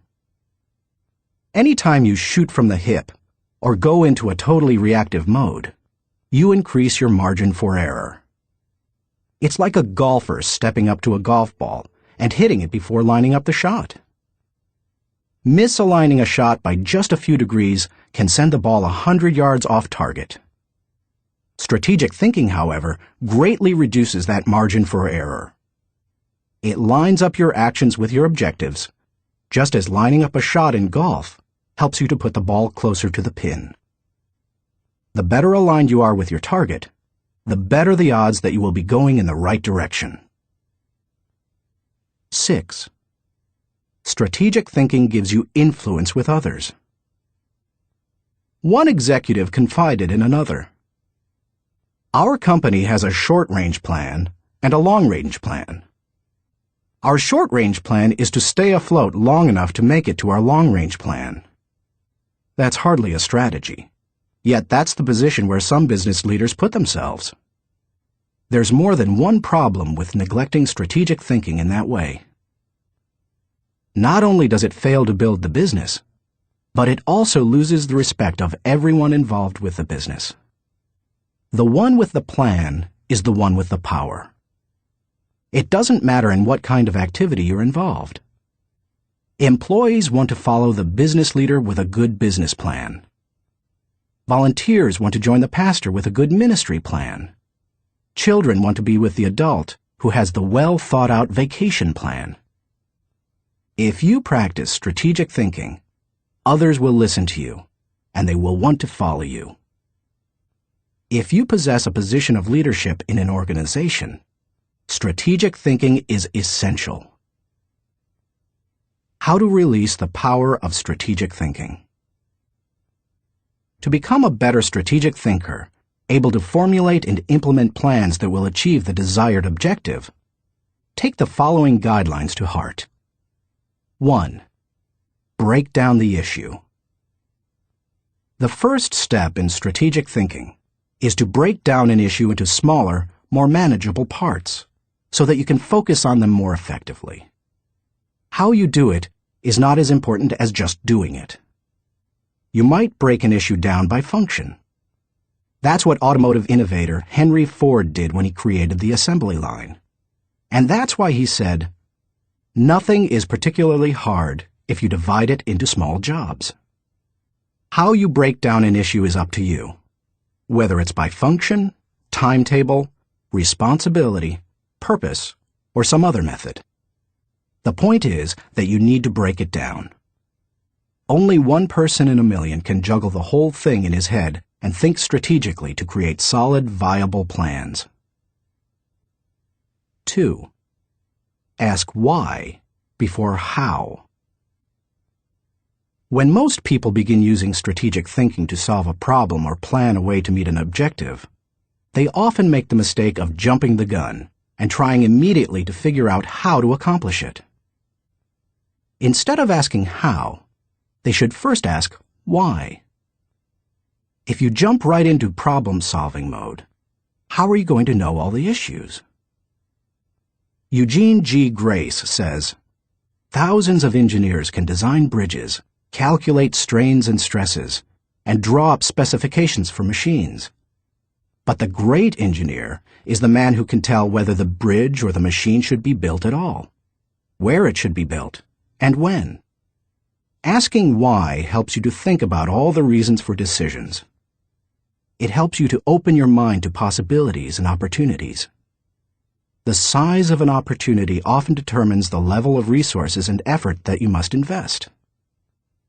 Big opportunities allow for big decisions. If you jump to how too quickly, you might miss that. 3. Identify the real issues and objectives.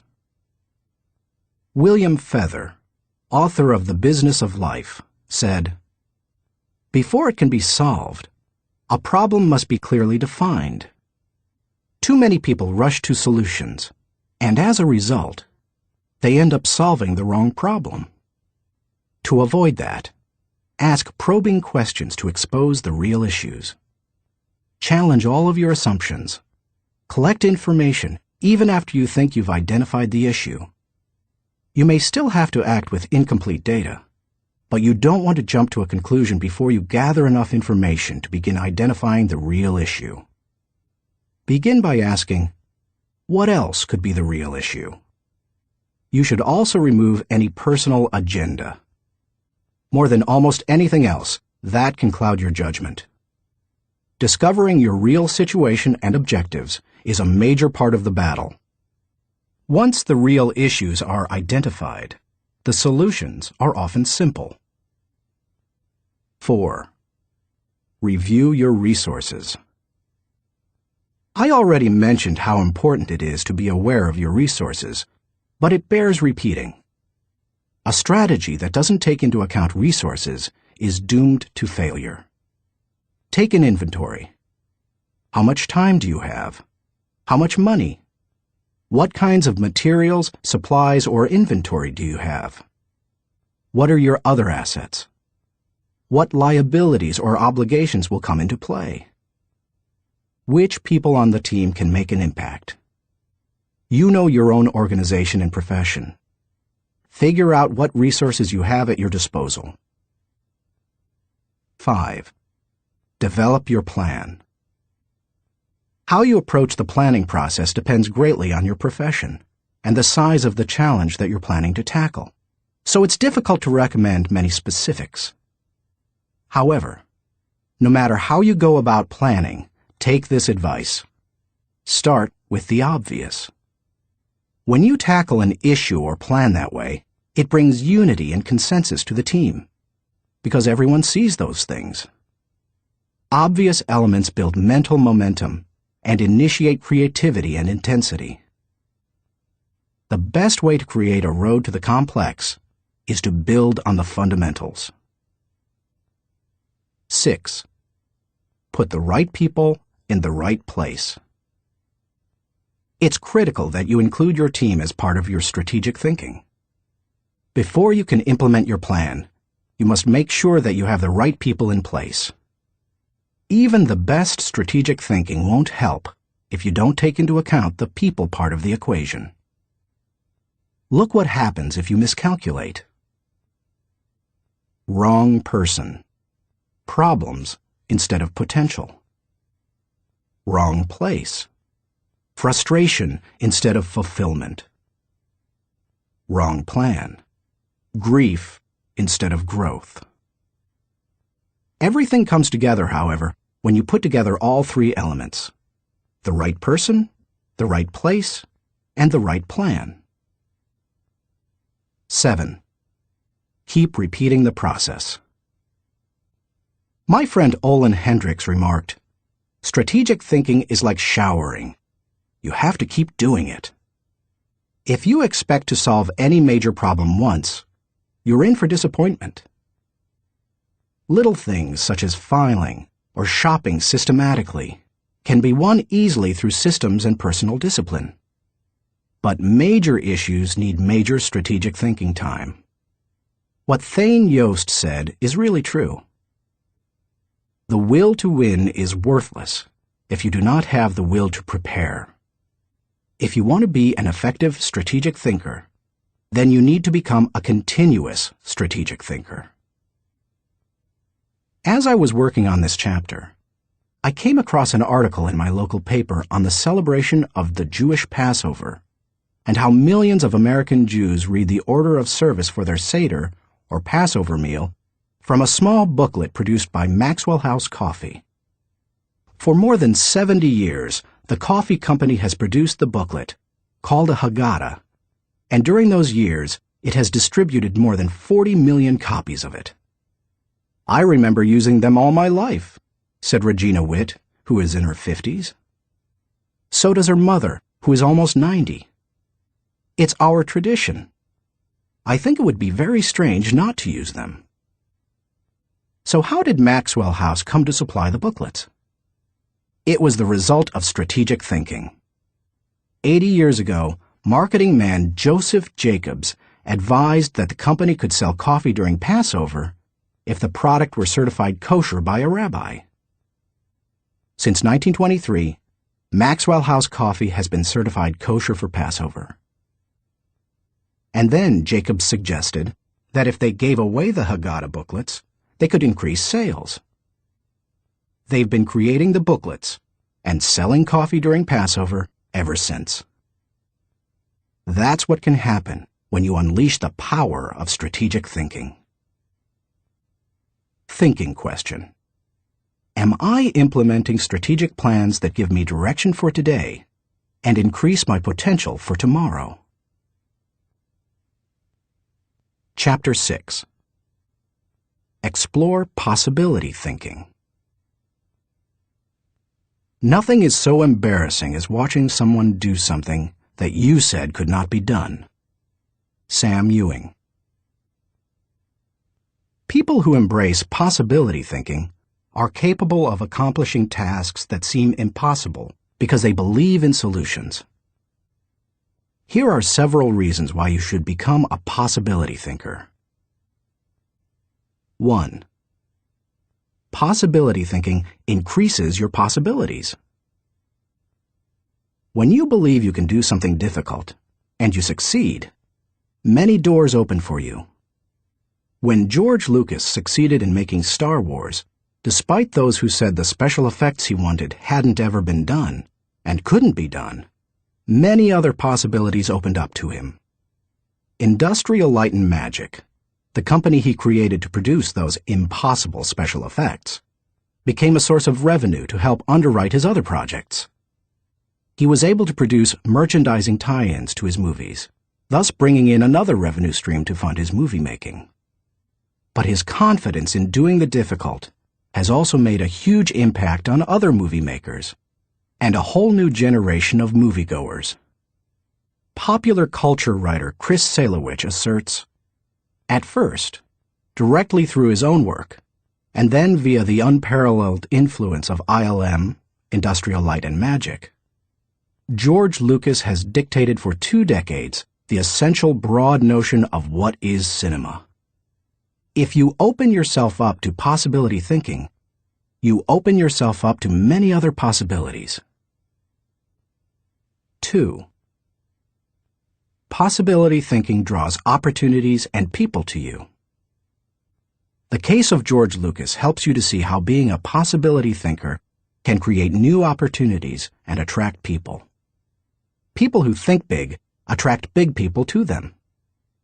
If you want to achieve big things, you need to become a possibility thinker. 3. Possibility thinking increases others' possibilities. Big thinkers who make things happen also create possibilities for others. That happens in part because it's contagious. You can't help but become more confident and think bigger when you're around possibility thinkers.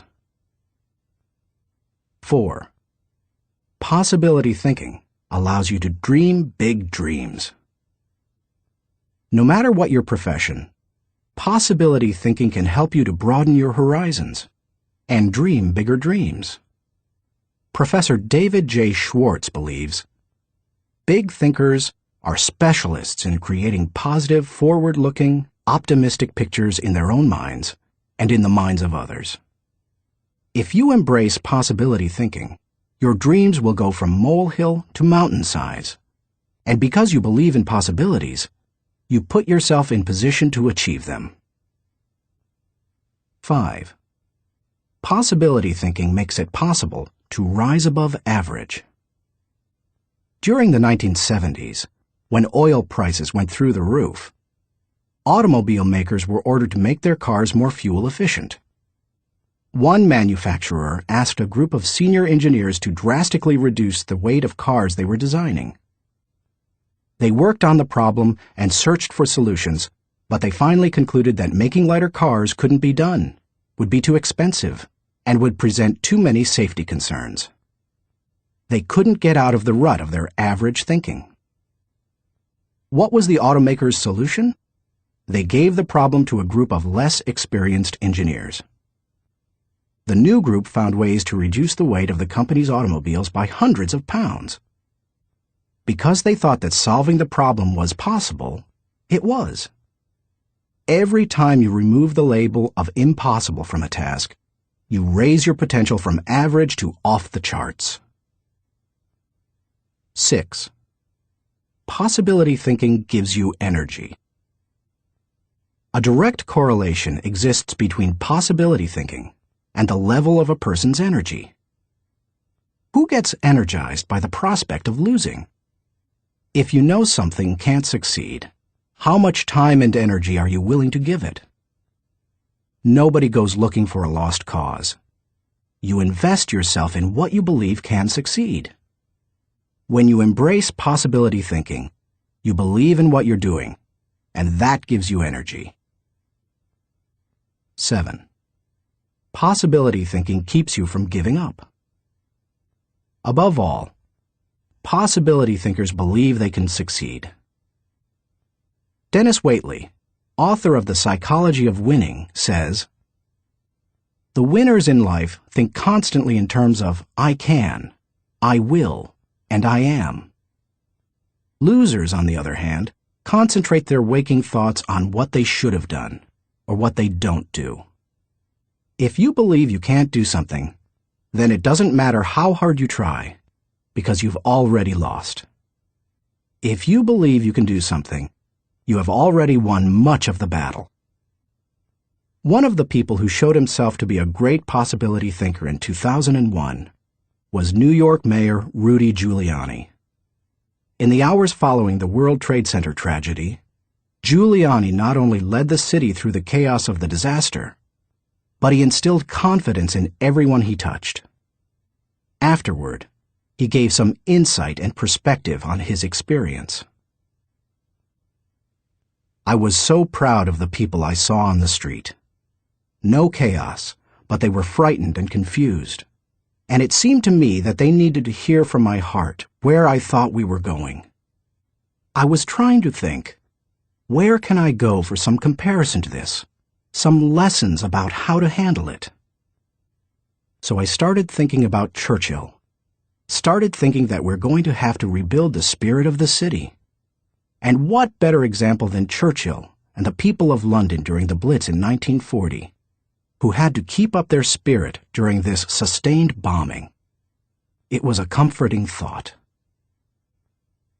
16 hours after the plane struck the buildings in New York City, when Giuliani finally returned at 2:30 a.m. to his apartment for a rest, instead of sleeping, he read the World War II chapters of Churchill, a Biography by Roy Jenkins. He learned how Winston Churchill helped his people to see the possibilities and kept his people going. Inspired, Giuliani did the same for his own people 6 decades later. How to feel the energy of possibility thinking. If you are a naturally positive person who already embraces possibility thinking, then you're already tracking with me. However, some people, rather than being optimistic, are naturally negative or cynical. They believe that possibility thinkers are naive or foolish. If your thinking runs toward pessimism, let me ask you a question. How many highly successful people do you know who are continually negative? How many impossibility thinkers are you acquainted with who achieve big things? None.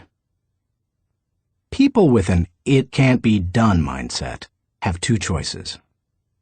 They can expect the worst and continually experience it, or they can change their thinking. That's what George Lucas did. Believe it or not, even though he is a possibility thinker, he is not a naturally positive person. He says, "I'm very cynical, and as a result, I think the defense I have against it is to be optimistic." In other words, he chooses to think positively. He sums it up this way. As corny as it sounds, the power of positive thinking goes a long way. So determination and positive thinking combined with talent, combined with knowing your craft, that may sound like a naive point of view, but at the same time, it's worked for me, and it's worked for all my friends. So I have come to believe it. If you want possibility thinking to work for you, then begin by following these suggestions. 1. Stop focusing on the impossibilities. The first step in becoming a possibility thinker is to stop yourself from searching for and dwelling on what's wrong with any given situation. Sports psychologist Bob Rotella recounts, "I tell people, if you don't want to get into positive thinking, that's okay. Just eliminate all the negative thoughts from your mind, and whatever's left will be fine." If possibility thinking is new to you, you're going to have to give yourself a lot of coaching to eliminate some of the negative self-talk you may hear in your head. When you automatically start listing all the things that can go wrong, or all the reasons something can't be done, stop yourself and say, "Don't go there." Then ask, "What's right about this?" That will help to get you started. And if negativity is a really big problem for you, and pessimistic things come out of your mouth before you've even thought them through, you may need to enlist the aid of a friend or family member to alert you every time you utter negative ideas. 2. Stay away from the experts. So-called experts do more to shoot down people's dreams than just about anybody else. Possibility thinkers are very reluctant to dismiss anything as impossible. Rocket pioneer Wernher von Braun said, "I have learned to use the word impossible with the greatest of caution." And Napoleon Bonaparte declared, "The word impossible is not in my dictionary." If you feel you must take the advice of an expert, however, then heed the words of John Andrew Holmes, who asserted, "Never tell a young person that something cannot be done. God may have been waiting centuries for somebody ignorant enough of the impossible to do that thing." If you want to achieve something, give yourself permission to believe it is possible, no matter what experts might say. 3. Look for possibilities in every situation. Becoming a possibility thinker is more than just refusing to let yourself be negative. It's something more. It's looking for positive possibilities despite the circumstances. I recently heard Don Soderquist, former president of Walmart, tell a wonderful story that illustrates how a person can find positive possibilities in any situation. Soderquist had gone with Sam Walton to Huntsville, Alabama, to open several new stores. While there, Walton suggested they visit the competition. Here's what Soderquist said happened. "We went into one store, and I have to tell you that it was the worst store I have ever seen in my life. It was terrible. There were no customers, There was no help on the floor.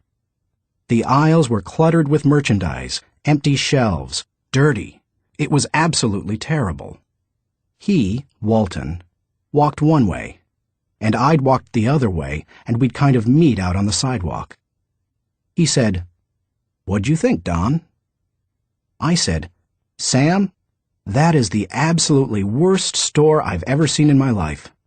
I mean, did you see the aisles?" He said, "Don, did you see the pantyhose rack?" I said, "No, I didn't, Sam. I must have gone on a different aisle than you. I didn't see that." He said, "That was the best pantyhose rack I've ever seen, Don." And he said, "I pulled the fixture out, and on the back was the name of the manufacturer. When we get back, I want you to call that manufacturer and have him come in and visit with our fixture people. I want to put that rack in our stores. It's absolutely the best I've ever seen." And he said next, "Did you see the ethnic cosmetics?" I said, "Sam, that must have been right next to the pantyhose rack, because I absolutely missed that." He said, "Don, do you realize that in our stores we have 4 feet of ethnic cosmetics?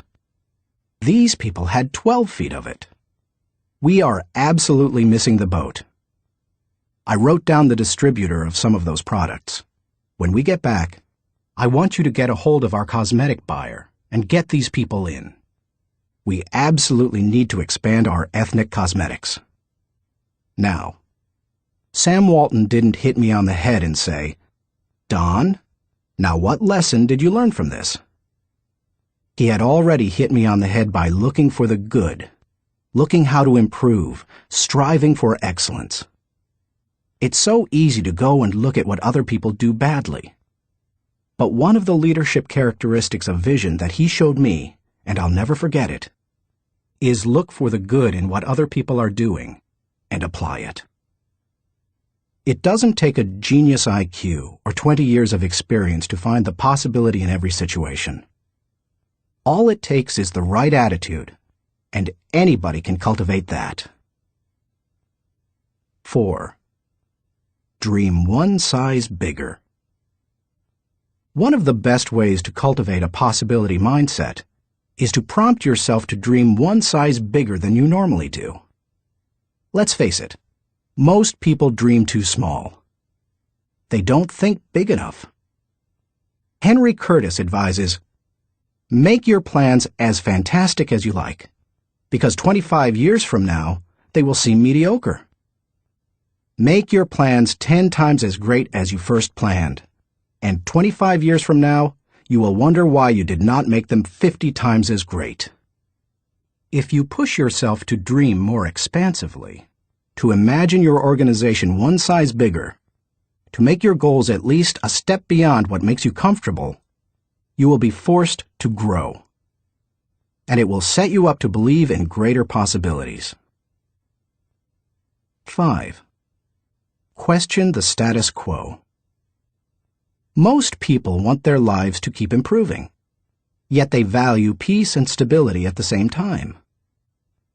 People often forget that you can't improve and still stay the same. Growth means change.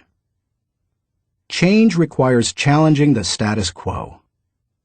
If you want greater possibilities, you can't settle for what you have now.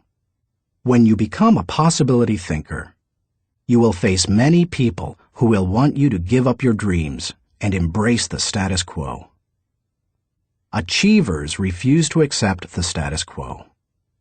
As you begin to explore greater possibilities for yourself, your organization, or your family, and others challenge you for it, take comfort in knowing that right now as you read this, other possibility thinkers across the country and around the world are thinking about curing cancer, developing new energy sources, feeding hungry people, and improving quality of life.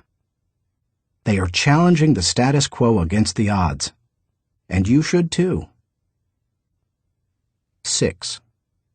Find inspiration from great achievers. You can learn a lot about possibility thinking by studying great achievers. I mentioned George Lucas in this chapter. Perhaps he doesn't appeal to you, or you don't like the movie industry.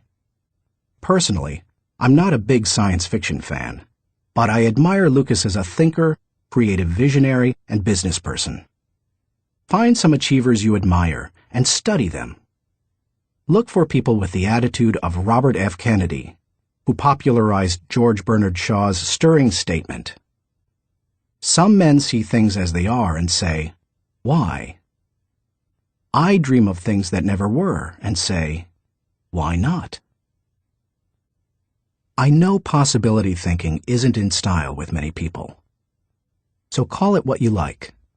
The will to succeed, belief in yourself, confidence in your ability, faith. It's really true. People who believe that they can't, don't. But if you believe you can, you can. That's the power of possibility thinking. Thinking question.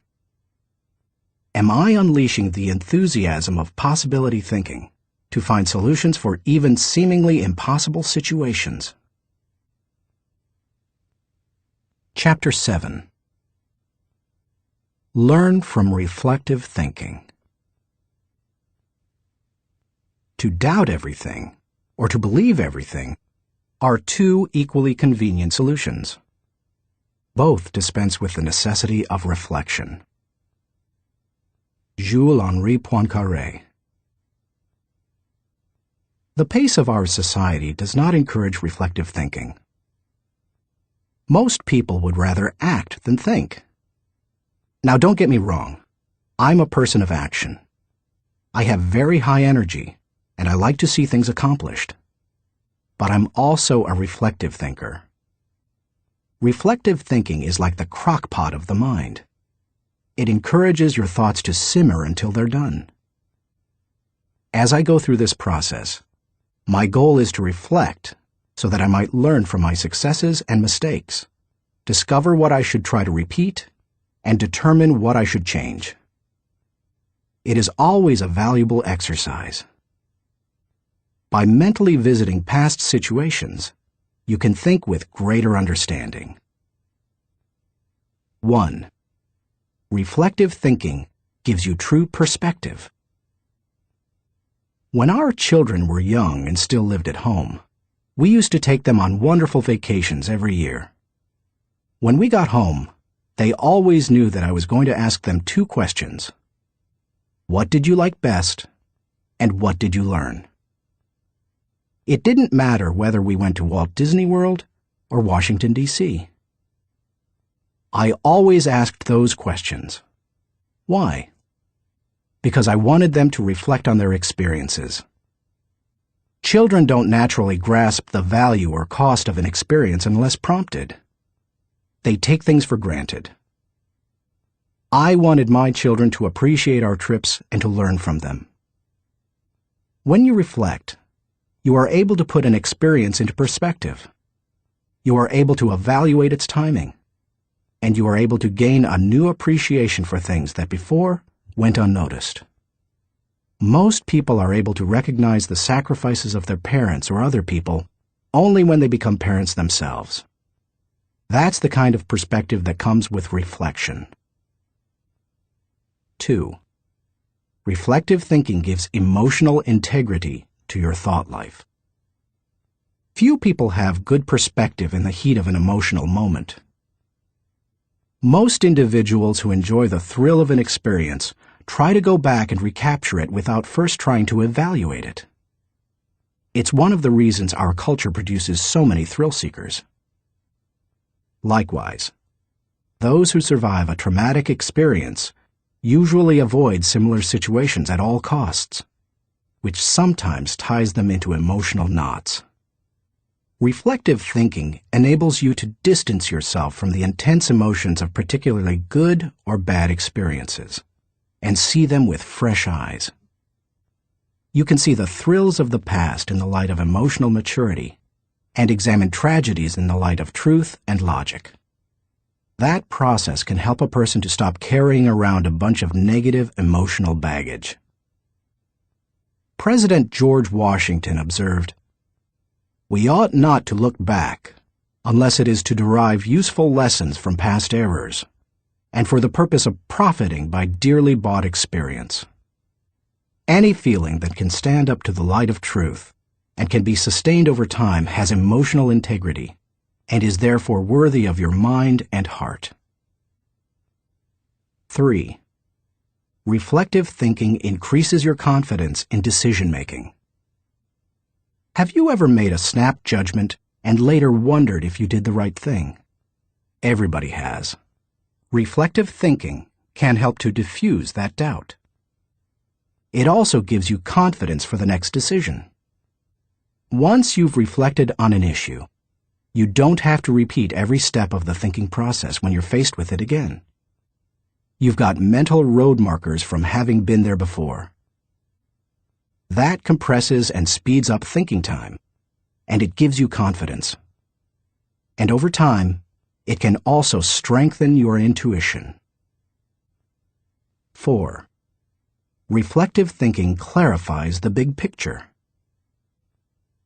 When you engage in reflective thinking, you can put ideas and experiences into a more accurate context. Reflective thinking encourages us to go back and spend time pondering what we have done and what we have seen. If a person who loses his job reflects on what happened, he may see a pattern of events that led to his dismissal. He will better understand what happened, why it happened, and what things were his responsibility. If he also looks at the incidents that occurred afterward, he may realize that in the larger scheme of things, he's better off in his new position because it better fits his skills and desires. Without reflection, it can be very difficult to see that big picture. 5. Reflective thinking takes a good experience and makes it a valuable experience. When you were just starting out in your career, did it seem that few people were willing to give someone without experience an opportunity? At the same time, could you see people who had been on their jobs 20 years who yet did their work poorly? If so, that probably frustrated you. Playwright William Shakespeare wrote, "Experience is a jewel, and it had need be so, for it is often purchased at an infinite rate." Yet experience alone does not add value to a life. It's not necessarily experience that is valuable. It's the insight people gain because of their experience. Reflective thinking turns experience into insight. Mark Twain said, "We should be careful to get out of an experience all the wisdom that is in it. Not like the cat that sits down on a hot stove lid. She will never sit down on a hot stove lid again, and that is well. But also, she will never sit down on a cold one anymore." An experience becomes valuable when it informs or equips us to meet new experiences. Reflective thinking helps to do that. How to embrace the lessons of reflective thinking. If you are like most people in our culture today, you probably do very little reflective thinking. If that's the case, it may be holding you back more than you think. Take to heart the following suggestions to increase your ability to think reflectively. 1. Set aside time for reflection. Greek philosopher Socrates observed, "The unexamined life is not worth living." For most people, however, reflection and self-examination doesn't come naturally. It can be a fairly uncomfortable activity for a variety of reasons. They have a hard time staying focused. They find the process dull, or they don't like spending a lot of time thinking about emotionally difficult issues. But if you don't carve out the time for it, you are unlikely to do any reflective thinking. 2. Remove yourself from distractions. As much as any other kind of thinking, reflection requires solitude. Distraction and reflection simply don't mix. It's not the kind of thing you can do well near a television, in a cubicle, while the phone is ringing, or with children in the same room.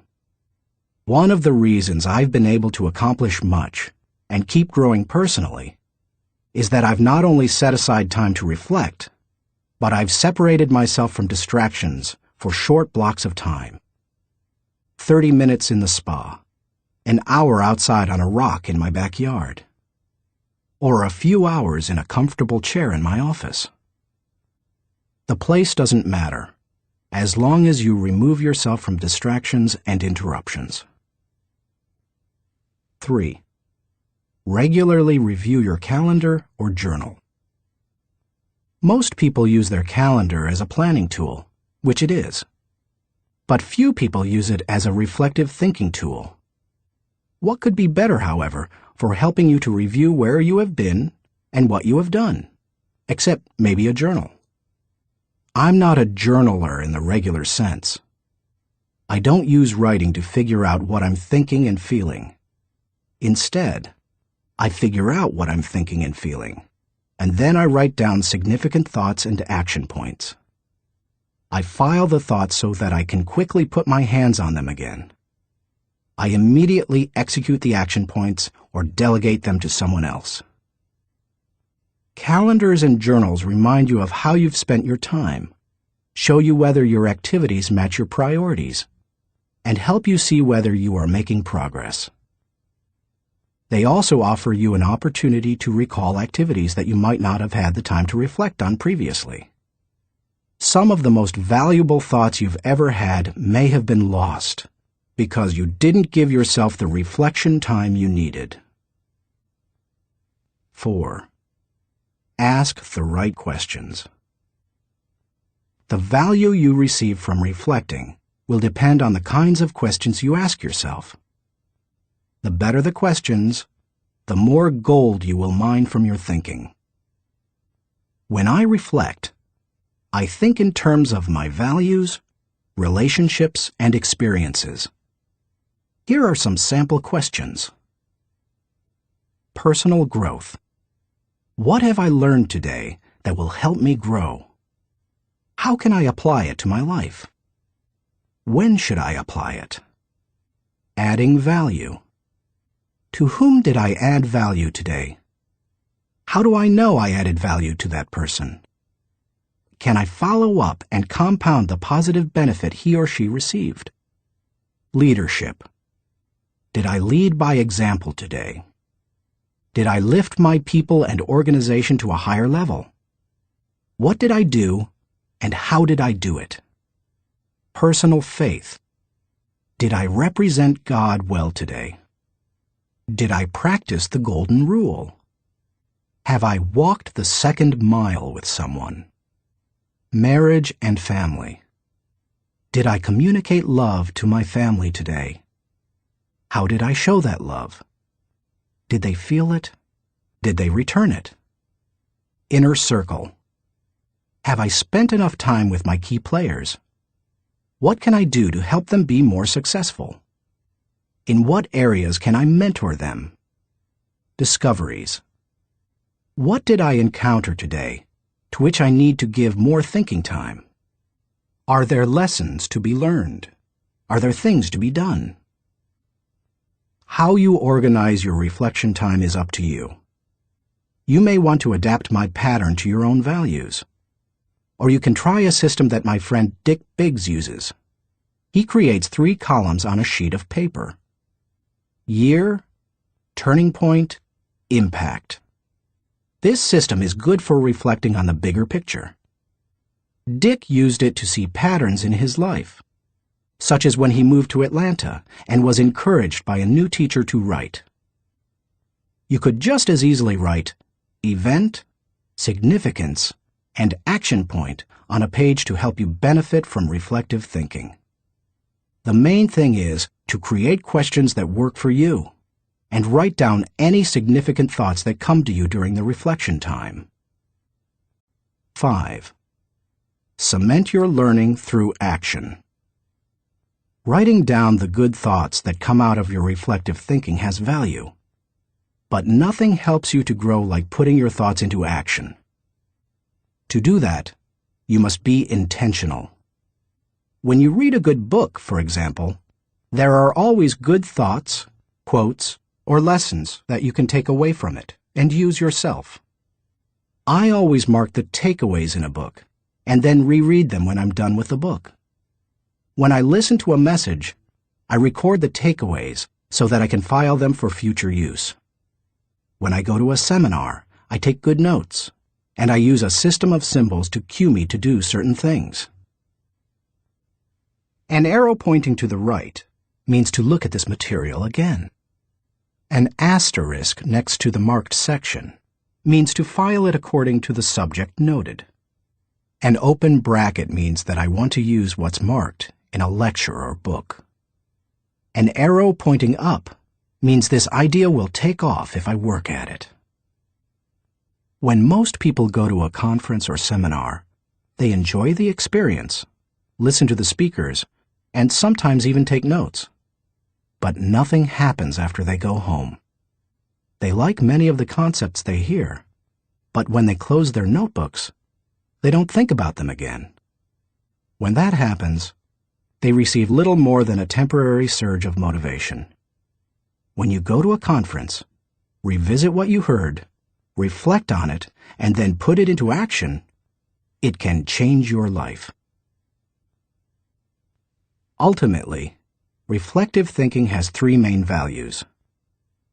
It gives me perspective within context. It allows me to continually connect with my journey. And it provides counsel and direction concerning my future. It is an invaluable tool to my personal growth. Few things in life can help me learn and improve the way reflective thinking can. Thinking question. Am I regularly revisiting the past to gain a true perspective and think with understanding? Chapter 8. Question popular thinking. I'm not an answering machine. I'm a questioning machine. If we have all the answers, how come we're in such a mess? Douglas Cardinal. Economist John Maynard Keynes, whose ideas profoundly influenced economic theory and practices in the 20th century, asserted, "The difficulty lies not so much in developing new ideas as in escaping from the old ones."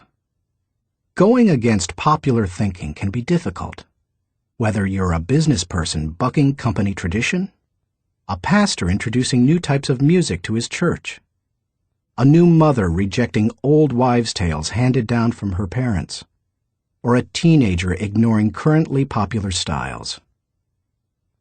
Many of the ideas in this book go against popular thinking. If you value popularity over good thinking, then you will severely limit your potential to learn the types of thinking encouraged by this book. Popular thinking is too average to understand the value of good thinking, too inflexible to realize the impact of changed thinking, too lazy to master the process of intentional thinking, too small to see the wisdom of big-picture thinking, too satisfied to unleash the potential of focused thinking, too traditional to discover the joy of creative thinking, too naive to recognize the importance of realistic thinking, too undisciplined to release the power of strategic thinking, too limiting to feel the energy of possibility thinking, too trendy to embrace the lessons of reflective thinking, too shallow to question the acceptance of popular thinking, too proud to encourage the participation of shared thinking, too self-absorbed to experience the satisfaction of unselfish thinking, and too uncommitted to enjoy the return of bottom-line thinking. If you want to become a good thinker, then start preparing yourself for the possibility of becoming unpopular. Why you should question the acceptance of popular thinking. I've given you some broad reasons for questioning the acceptance of popular thinking. Now, allow me to be more specific. 1. Popular thinking sometimes means not thinking. My friend Kevin Myers sums up the idea of popular thinking by saying, "The problem with popular thinking is that it doesn't require you to think at all.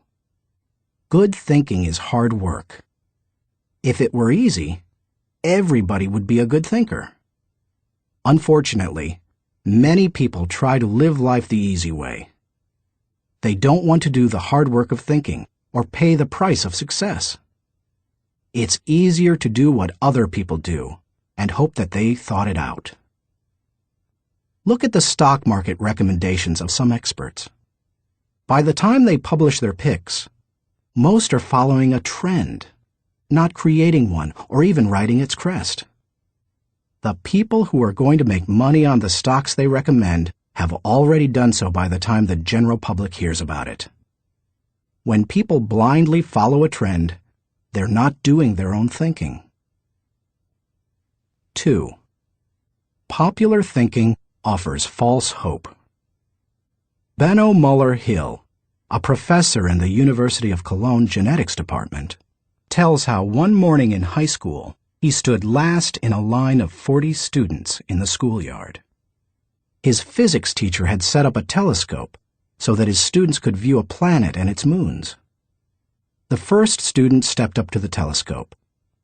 He looked through it, but when the teacher asked if he could see anything, the boy said no.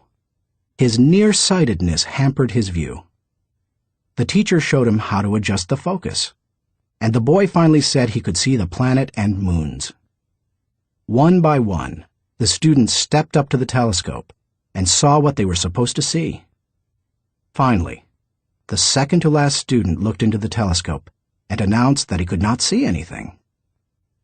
"You idiot," shouted the teacher. "You have to adjust the lenses." The student tried, but he finally said, "I still can't see anything.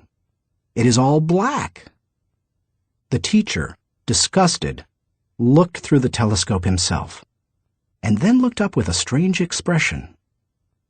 The lens cap still covered the telescope. None of the students had been able to see anything. Many people look for safety and security in popular thinking. They figure that if a lot of people are doing something, then it must be right. It must be a good idea. If most people accept it, then it probably represents fairness, equality, compassion, and sensitivity, right? Not necessarily. Popular thinking said the Earth was the center of the universe. Yet Copernicus studied the stars and planets and proved mathematically that the Earth and the other planets in our solar system revolved around the sun. Popular thinking said surgery didn't require clean instruments. Yet Joseph Lister studied the high death rates in hospitals and introduced antiseptic practices that immediately saved lives. Popular thinking said that women shouldn't have the right to vote. Yet people like Emmeline Pankhurst and Susan B. Anthony fought for and won that right. Popular thinking put the Nazis into power in Germany. Yet Hitler's regime murdered millions and nearly destroyed Europe. We must always remember there is a huge difference between acceptance and intelligence. People may say that there's safety in numbers, but that's not always true. Sometimes it's painfully obvious that popular thinking isn't good and right. Other times, it's less evident. For example, consider the staggering number of people in the United States who have run up large amounts of debt on their credit cards. Anyone who is financially astute will tell you that's a bad idea. Yet millions follow right along with the popular thinking of buy now, pay later. And so they pay and pay and pay. Many promises of popular thinking ring hollow. Don't let them fool you. 3. Popular thinking is slow to embrace change. Popular thinking loves the status quo. It puts its confidence in the idea of the moment and holds on to it with all its might. As a result, It resists change and dampens innovation. Donald M. Nelson, former president of the Society of Independent Motion Picture Producers, criticized popular thinking when he asserted, "We must discard the idea that past routine, past ways of doing things are probably the best ways. On the contrary, we must assume that there is probably a better way to do almost everything. We must stop assuming that a thing which never has been done before probably cannot be done at all." 4. Popular thinking brings only average results. The bottom line? Popular thinking brings mediocre results. Here is popular thinking in a nutshell. Popular equals normal equals average. It's the least of the best and the best of the least. We limit our success when we adopt popular thinking. It represents putting in the least energy to just get by. You must reject common thinking if you want to accomplish uncommon results.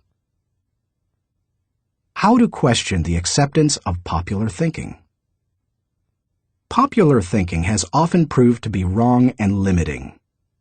Questioning it isn't necessarily hard once you cultivate the habit of doing so. The difficulty is in getting started. Begin by doing the following things. 1. Think before you follow. Many individuals follow others almost automatically. Sometimes they do so because they desire to take the path of least resistance. Other times they fear rejection, or they believe there's wisdom in doing what everyone else does.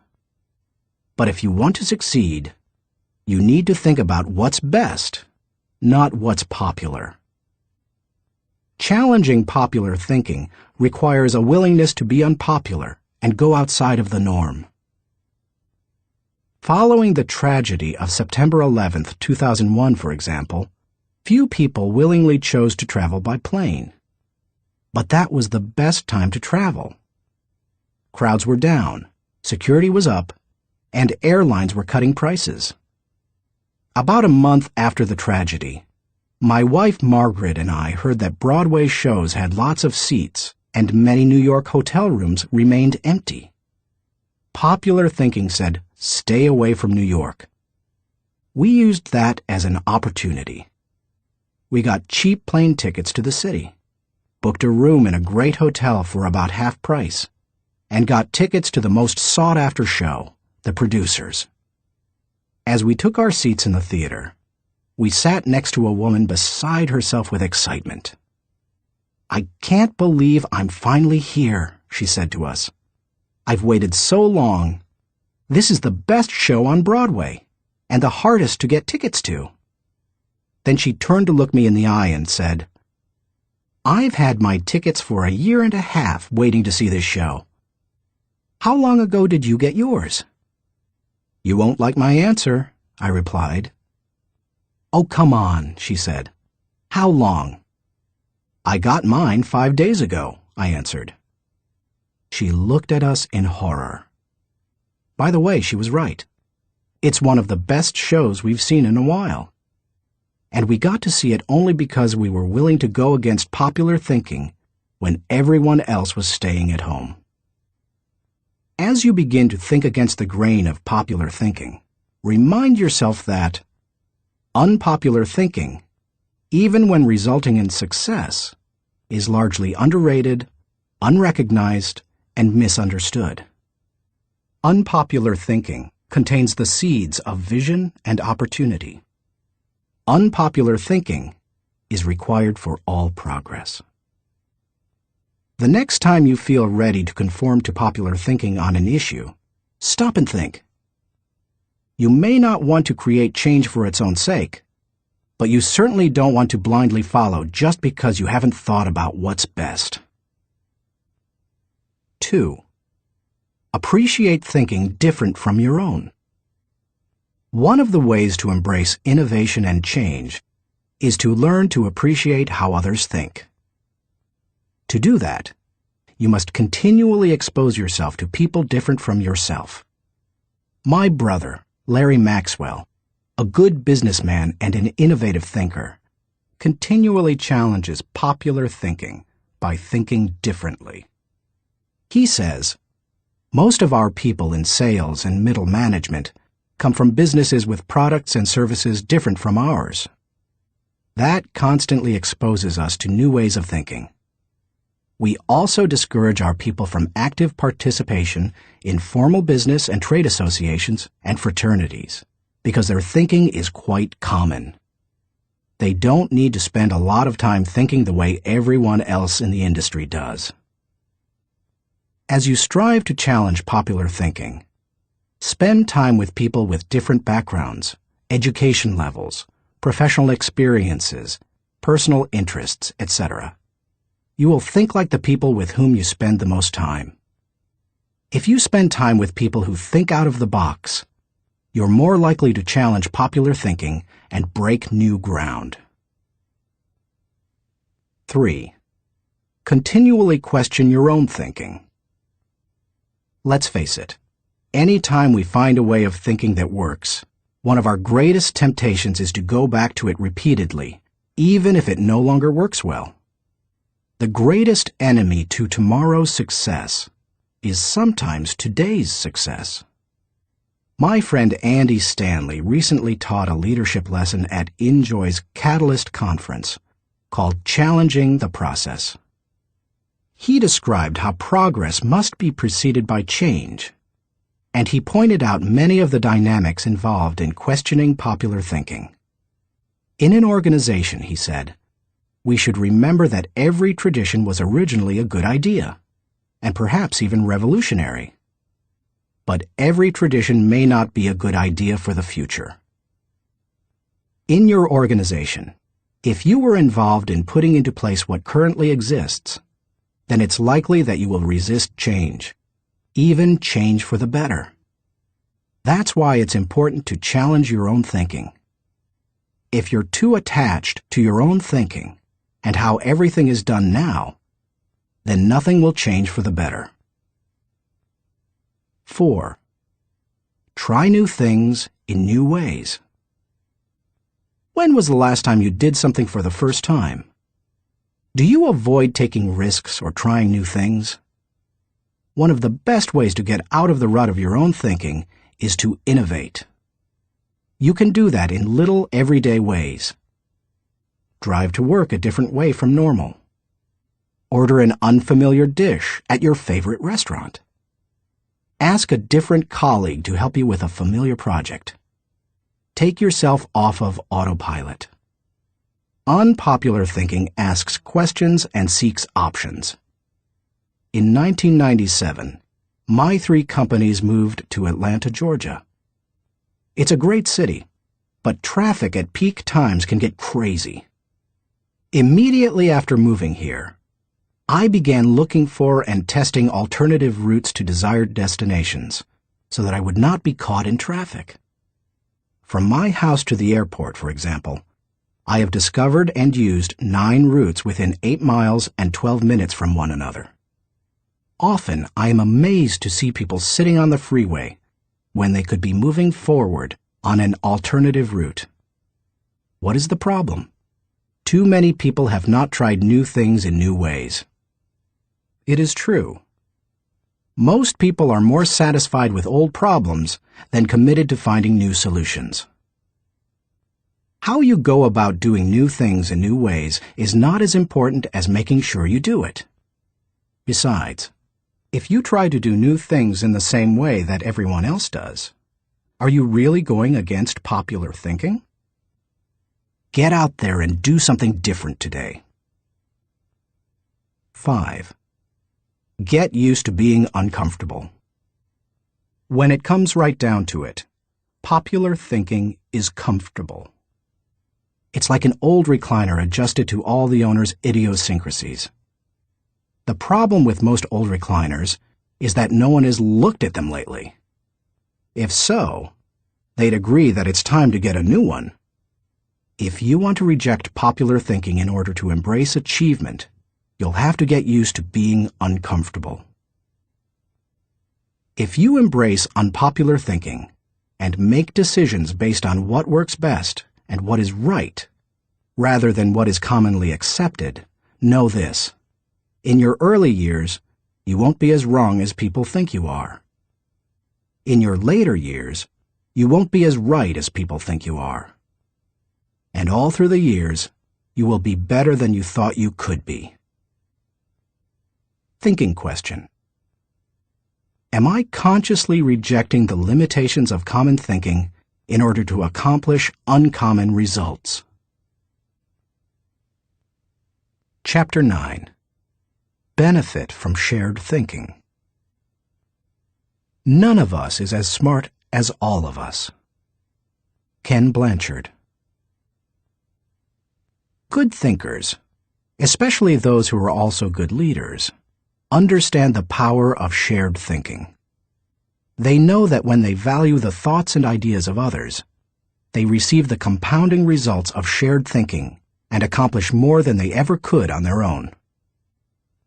Those who participate in shared thinking understand the following. 1. Shared thinking is faster than solo thinking. We live in a truly fast-paced world. To function at its current rate of speed, we can't go it alone. I think the generation of young men and women just entering the workforce sense that very strongly. Perhaps that is why they value community so highly, and are more likely to work for a company they like than one that pays them well. Working with others is like giving yourself a shortcut. If you want to learn a new skill quickly, how do you do it? Do you go off by yourself and figure it out? Or do you get someone to show you how? You can always learn more quickly from someone with experience, whether you're trying to learn how to use a new software package, develop your golf swing, or cook a new dish. 2. Shared thinking is more innovative than solo thinking. We tend to think of great thinkers and innovators as soloists. But the truth is that the greatest innovative thinking doesn't occur in a vacuum. Innovation results from collaboration. Albert Einstein once remarked, "Many times a day, I realize how much my own outer and inner life is built upon the labors of my fellow men, both living and dead, and how earnestly I must exert myself in order to give in return as much as I have received." Shared thinking leads to greater innovation, whether you look at the work of researchers Marie and Pierre Curie, surrealists Luis Buñuel and Salvador Dali, or songwriters John Lennon and Paul McCartney. If you combine your thoughts with the thoughts of others, you will come up with thoughts you've never had. 3. Shared thinking brings more maturity than solo thinking. As much as we would like to think that we know it all, each of us is probably painfully aware of our blind spots and areas of inexperience. When I first started out as a pastor, I had dreams and energy, but little experience. To try to overcome that, I attempted to get several high-profile pastors of growing churches to share their thinking with me. In the early 1970s, I wrote letters to the 10 most successful pastors in the country, offering them what was a huge amount of money to me at the time, $100, to meet me for an hour so that I could ask them questions. When one said yes, I'd visit him. I didn't talk much, except to ask a few questions. I wasn't there to impress anyone or satisfy my ego. I was there to learn. I listened to everything he said, took careful notes, and absorbed everything I could. Those experiences changed my life. You've had experiences I haven't, and I've had experiences you haven't. Put us together, and we bring a broader range of personal history, and therefore maturity, to the table. If you don't have the experience you need, hook up with someone who does. 4. Shared thinking is stronger than solo thinking. Philosopher-poet Johann Wolfgang von Goethe said, To accept good advice is but to increase one's own ability. Two heads are better than one when they are thinking in the same direction. It's like harnessing two horses to pull a wagon. They are stronger pulling together than either is individually. But did you know that when they pull together, they can move more weight than the sum of what they can move individually? A synergy comes from working together. That same kind of energy comes into play when people think together. 5. Shared thinking returns greater value than solo thinking. Because shared thinking is stronger than solo thinking, it's obvious that it yields a higher return. That happens because of the compounding action of shared thinking. But it also offers other benefits. The personal return you receive from shared thinking and experiences can be great. Clarence Francis sums up the benefits in the following observation. I sincerely believe that the word relationships is the key to the prospect of a decent world.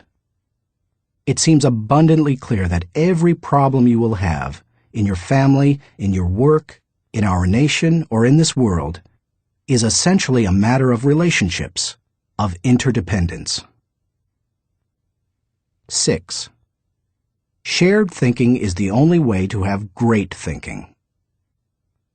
I believe that every great idea begins with 3 or 4 good ideas. And most good ideas come from shared thinking. Playwright Ben Jonson said, "He that is taught only by himself has a fool for a master."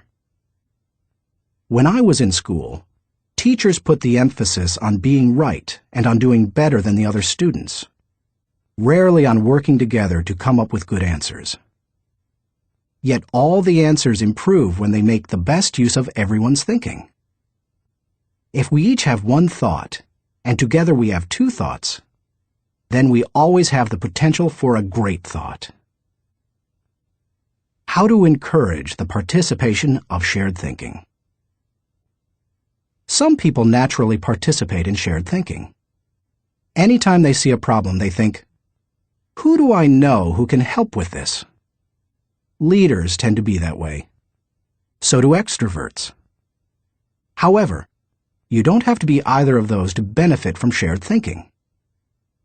Use the following steps to help you improve your ability to harness shared thinking. 1. Value the ideas of others. First, believe that the ideas of other people have value. If you don't, your hands will be tied.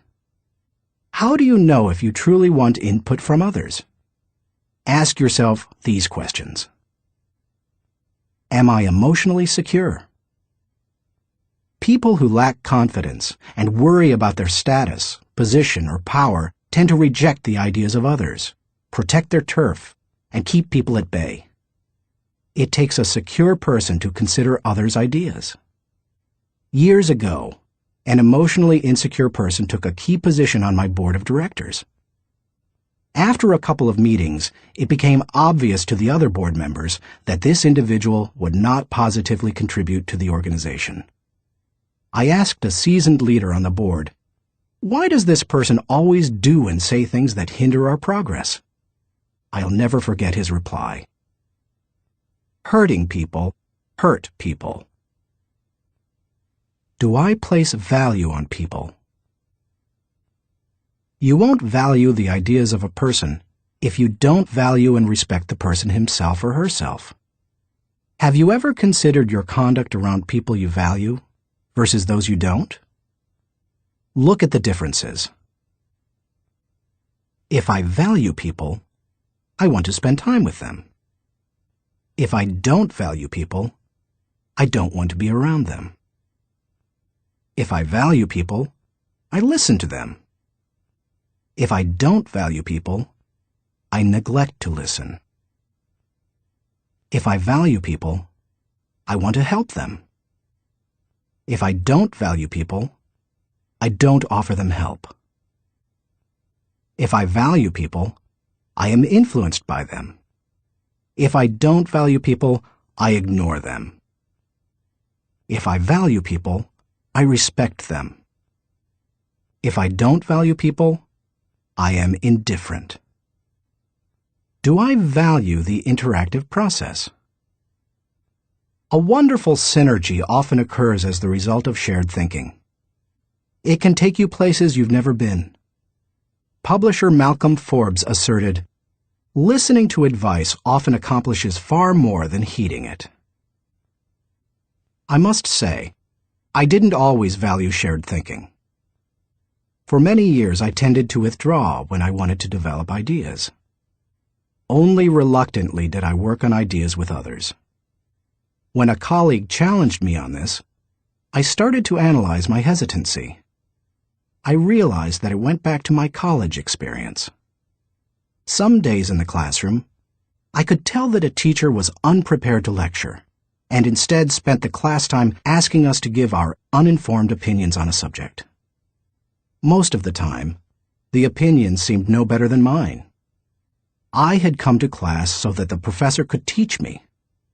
I realized that the process of shared ideas wasn't the problem.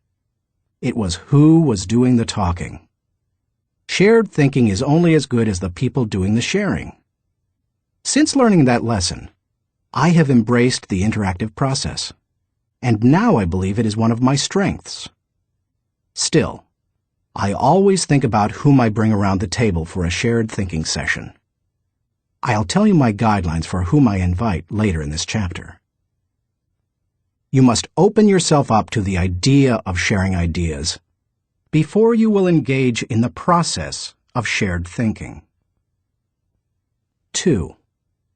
Move from competition to cooperation. Jeffrey J. Fox, author of How to Become CEO, says, "Always be on the lookout for ideas. Be completely indiscriminate as to the source. Get ideas from customers, children, competitors, other industries, or cab drivers. It doesn't matter who thought of an idea." A person who values cooperation desires to complete the ideas of others, not compete with them. If someone asks you to share ideas, focus on helping the team, not getting ahead personally. And if you are the one who brings people together to share their thoughts, praise the idea more than the source of the idea. If the best idea always wins, rather than the person who offered it, then all will share their thoughts with greater enthusiasm. 3. Have an agenda when you meet.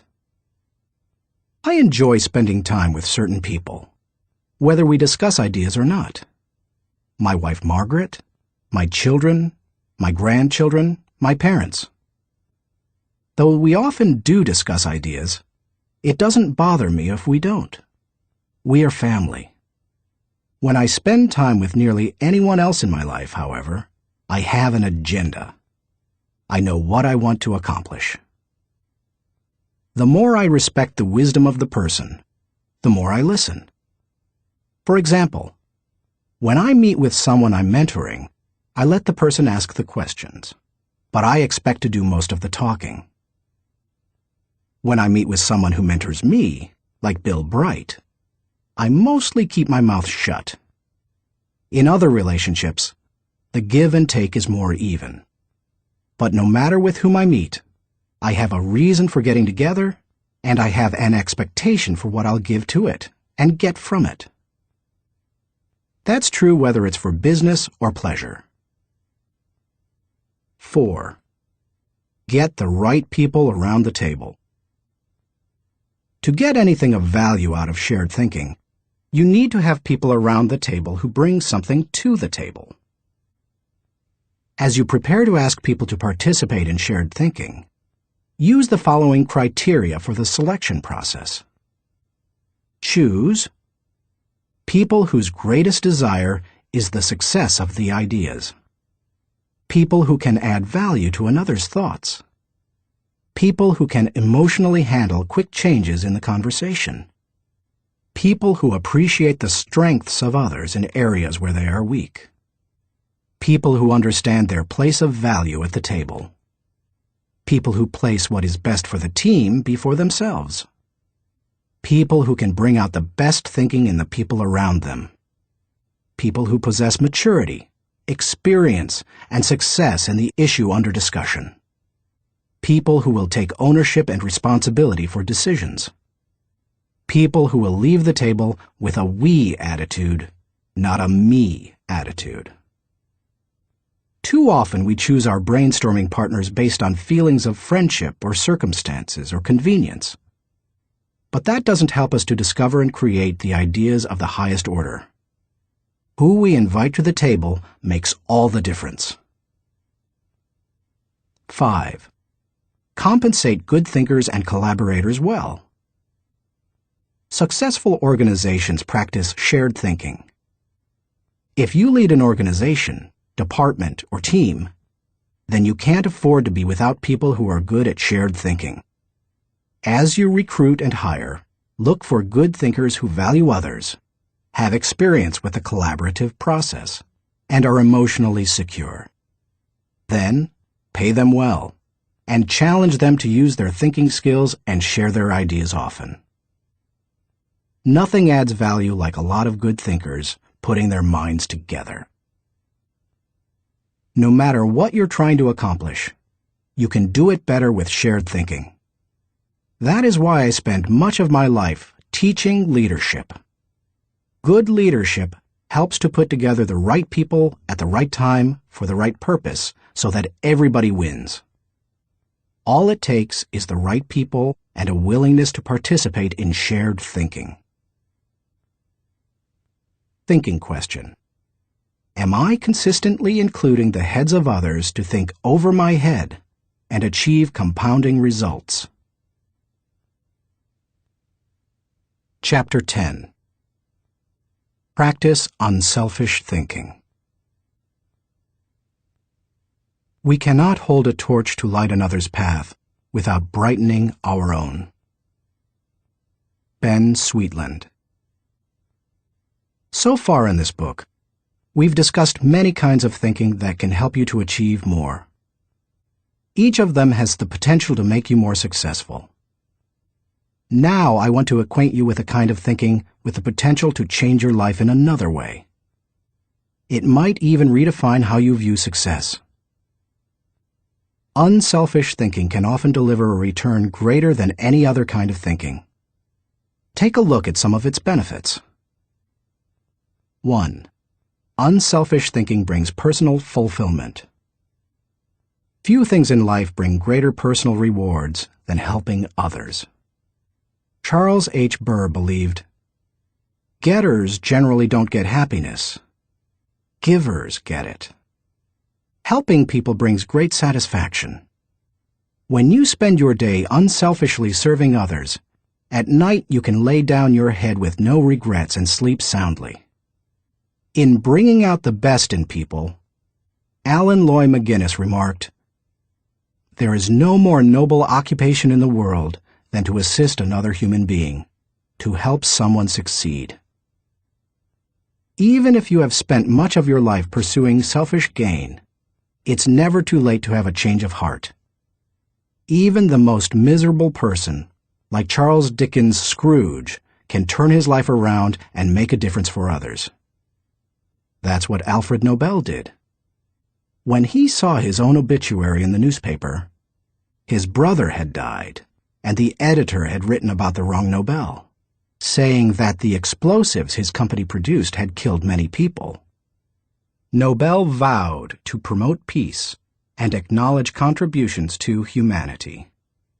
That is how the Nobel Prizes came into being. 2. Unselfish thinking adds value to others. In 1904, Bessie Anderson Stanley wrote the following definition of success in Brown Book magazine. "He has achieved success who has lived well, laughed often, and loved much, who has enjoyed the trust of pure women, the respect of intelligent men, and the love of little children, who has filled his niche and accomplished his task, who has left the world better than he found it, whether by an improved poppy, a perfect poem, or a rescued soul, who has never lacked appreciation of Earth's beauty or failed to express it, who has always looked for the best in others and given them the best he had, whose life was an inspiration, whose memory a benediction. When you get outside of yourself and make a contribution to others, you really begin to live. 3. Unselfish thinking encourages other virtues. When you see a 4-year-old, you expect to observe selfishness. But when you see it in a 40-year-old, it's not very attractive, is it? Of all the qualities a person can pursue, unselfish thinking seems to make the biggest difference toward cultivating other virtues. I think that's because the ability to give unselfishly is so difficult. It goes against the grain of human nature. But if you can learn to think unselfishly and become a giver, then it becomes easier to develop many other virtues: gratitude, love, respect, patience, discipline, etc. 4. Unselfish thinking increases quality of life. The spirit of generosity created by unselfish thinking gives people an appreciation for life and an understanding of its higher values. Seeing those in need and giving to meet that need puts a lot of things into perspective. It increases the quality of life of the giver and the receiver. That's why I believe that there is no life as empty as the self-centered life. There is no life as centered as the self-empty life. If you want to improve your world, then focus your attention on helping others. 5. Unselfish thinking makes you part of something greater than yourself. Merck & Company, the global pharmaceutical corporation, has always seen itself as doing more than just producing products and making a profit. It desires to serve humanity. In the mid-1980s, the company developed a drug to cure river blindness, a disease that infects and causes blindness in millions of people, particularly in developing countries. While it was a good product, potential customers couldn't afford to buy it. So what did Merck do? It developed the drug anyway, and in 1987 announced that it would give the medicine free to anyone who needed it. As of 1998, the company had given more than 250 million tablets away. George W. Merck says, "We try never to forget that medicine is for the people. It is not for the profits. The profits follow, and if we have remembered that, they have never failed to appear. The lesson to be learned? Simple. Instead of trying to be great, be part of something greater than yourself." 6. Unselfish thinking creates a legacy. Jack Balasek, President and Chief Operating Officer of True North Communications, says, "Learn, earn, return. These are the 3 phases of life. The first third should be devoted to education. The second third to building a career and making a living. And the last third to giving back to others, returning something in gratitude. Each state seems to be a preparation for the next one.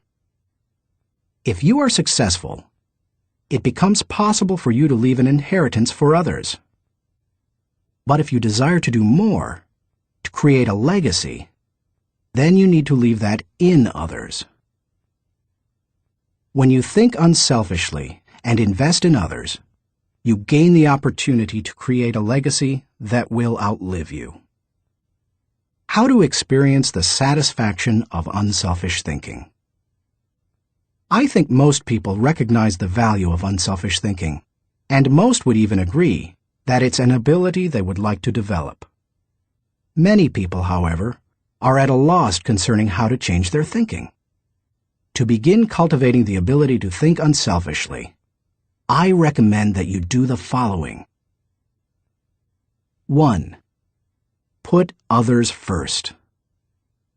The process begins with realizing that everything is not about you. That requires humility and a shift in focus. In The Power of Ethical Management, Ken Blanchard and Norman Vincent Peale wrote, "People with humility don't think less of themselves. They just think of themselves less." If you want to become less selfish in your thinking, then you need to stop thinking about your wants and begin focusing on others' needs. Paul the Apostle exhorted, "Do nothing out of selfish ambition or vain conceit, but in humility consider others better than yourselves." Each of you should look not only to your own interests, but also to the interests of others. Make a mental and emotional commitment to look out for the interests of others. 2. Expose yourself to situations where people have needs. It's one thing to believe you are willing to give unselfishly. It's another to actually do it. To make the transition, you need to put yourself in a position where you can see people's needs and do something about it. The kind of giving you do isn't important at first. You can serve at your church, make donations to a food bank, volunteer professional services, or give to a charitable organization. The point is to learn how to give and to cultivate the habit of thinking like a giver. 3. Give quietly or anonymously. Once you have learned to give of yourself, then the next step is to learn to give when you cannot receive anything in return. It's almost always easier to give when you receive recognition for it than it is when no one is likely to know about it. The people who give in order to receive a lot of fanfare, however, have already received any reward they will get. There are spiritual, mental, and emotional benefits that come only to those who give anonymously. If you've never done it before, try it. 4. Invest in people intentionally. The highest level of unselfish thinking comes when you give of yourself to another person for that person's personal development or well-being. If you're married or a parent, you know this from personal experience. What does your spouse value most highly? Money in the bank, or your time freely given? What would small children really rather have from you? A toy, or your undivided attention? The people who love you would rather have you than what you can give them. If you want to become the kind of person who invests in people, then consider others and their journey so that you can collaborate with them. Each relationship is like a partnership created for mutual benefit. As you go into any relationship, think about how you can invest in the other person so that it becomes a win-win situation. Here is how relationships most often play out. I win, you lose. I win only once. You win, I lose. You win only once. We both win. We win many times. We both lose. Goodbye partnership. The best relationships are win-win. Why don't more people go into relationships with that attitude? I'll tell you why. Most people want to make sure that they win first. Unselfish thinkers, on the other hand, go into a relationship and make sure that the other person wins first. And that makes all the difference. 5. Continually check your motives. François de la Rochefoucauld said, "What seems to be generosity is often no more than disguised ambition, which overlooks a small interest in order to secure a great one." The hardest thing for most people is fighting their natural tendency to put themselves first. That's why it's important to continually examine your motives to make sure you're not sliding backward into selfishness. Do you want to check your motives? then follow the modeling of Benjamin Franklin. Every day, he asked himself 2 questions. When he got up in the morning, he would ask, "What good am I going to do today?" And before he went to bed, he would ask, "What good have I done today?" If you can answer those questions with selflessness and integrity, you can keep yourself on track. Give while you live. In the fall of 2001, we all witnessed a demonstration of unselfish thinking unlike anything we had seen in the United States for many years. Who can forget the events of September 11th, 2001? I had just finished teaching a leadership lesson when my assistant Linda Eggers came into the studio to announce the tragic news. Like most Americans, I remained riveted to the television all day and heard the reports of the firefighters and police officers who raced into the World Trade Center towers to help others, never worrying about their own safety. In the days following the tragedy, millions of Americans expressed a great desire to do something that would help the situation. I had the same desire. InJoy was scheduled to do a training via simulcast on September 15th, the Saturday following the tragedy. Our leadership team decided to add a 1.5-hour program titled America Prays to the end of the simulcast. In it, my friend Max Lucado wrote and read a prayer, expressing the heart's cry of millions. Franklin Graham prayed for our national leaders. Jim and Shirley Dobson gave advice to parents on how to help their children deal with the event. And Bruce Wilkinson and I asked the simulcast viewers to give financially to the people injured on September 11th. Amazingly, they gave $5.9 million, which World Vision graciously agreed to distribute to those in need. Unselfish thinking and giving turned a very dark hour into one of light and hope. Less than 2 weeks after the tragedy, I was able to travel to Ground Zero in New York City. I went to view the site of the destruction, to thank the men and women clearing away the wreckage, and to pray for them. I can't really do justice to what I saw. I've traveled to New York dozens of times. It's one of my favorite places in the world. My wife and I had been up in the towers with our children many times before and have wonderful memories of that area. To look at the place where the buildings had once stood and to see nothing but rubble, dust, and twisted metal, it's simply indescribable. What many Americans didn't realize is that for many months, people worked diligently to clean up the site. Many were New York City firefighters and other city workers.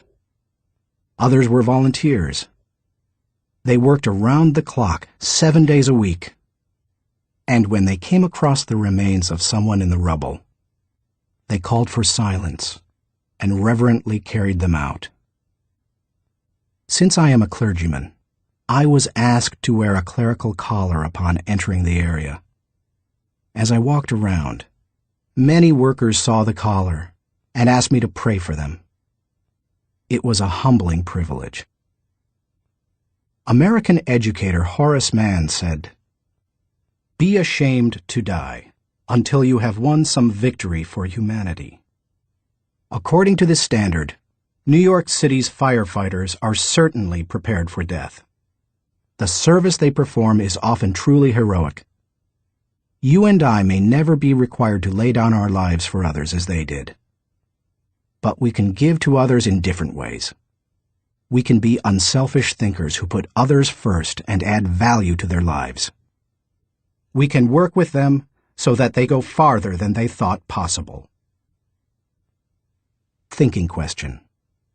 Am I continually considering others and their journey in order to think with maximum collaboration? Chapter 11. Rely on bottom-line thinking. There ain't no rules around here.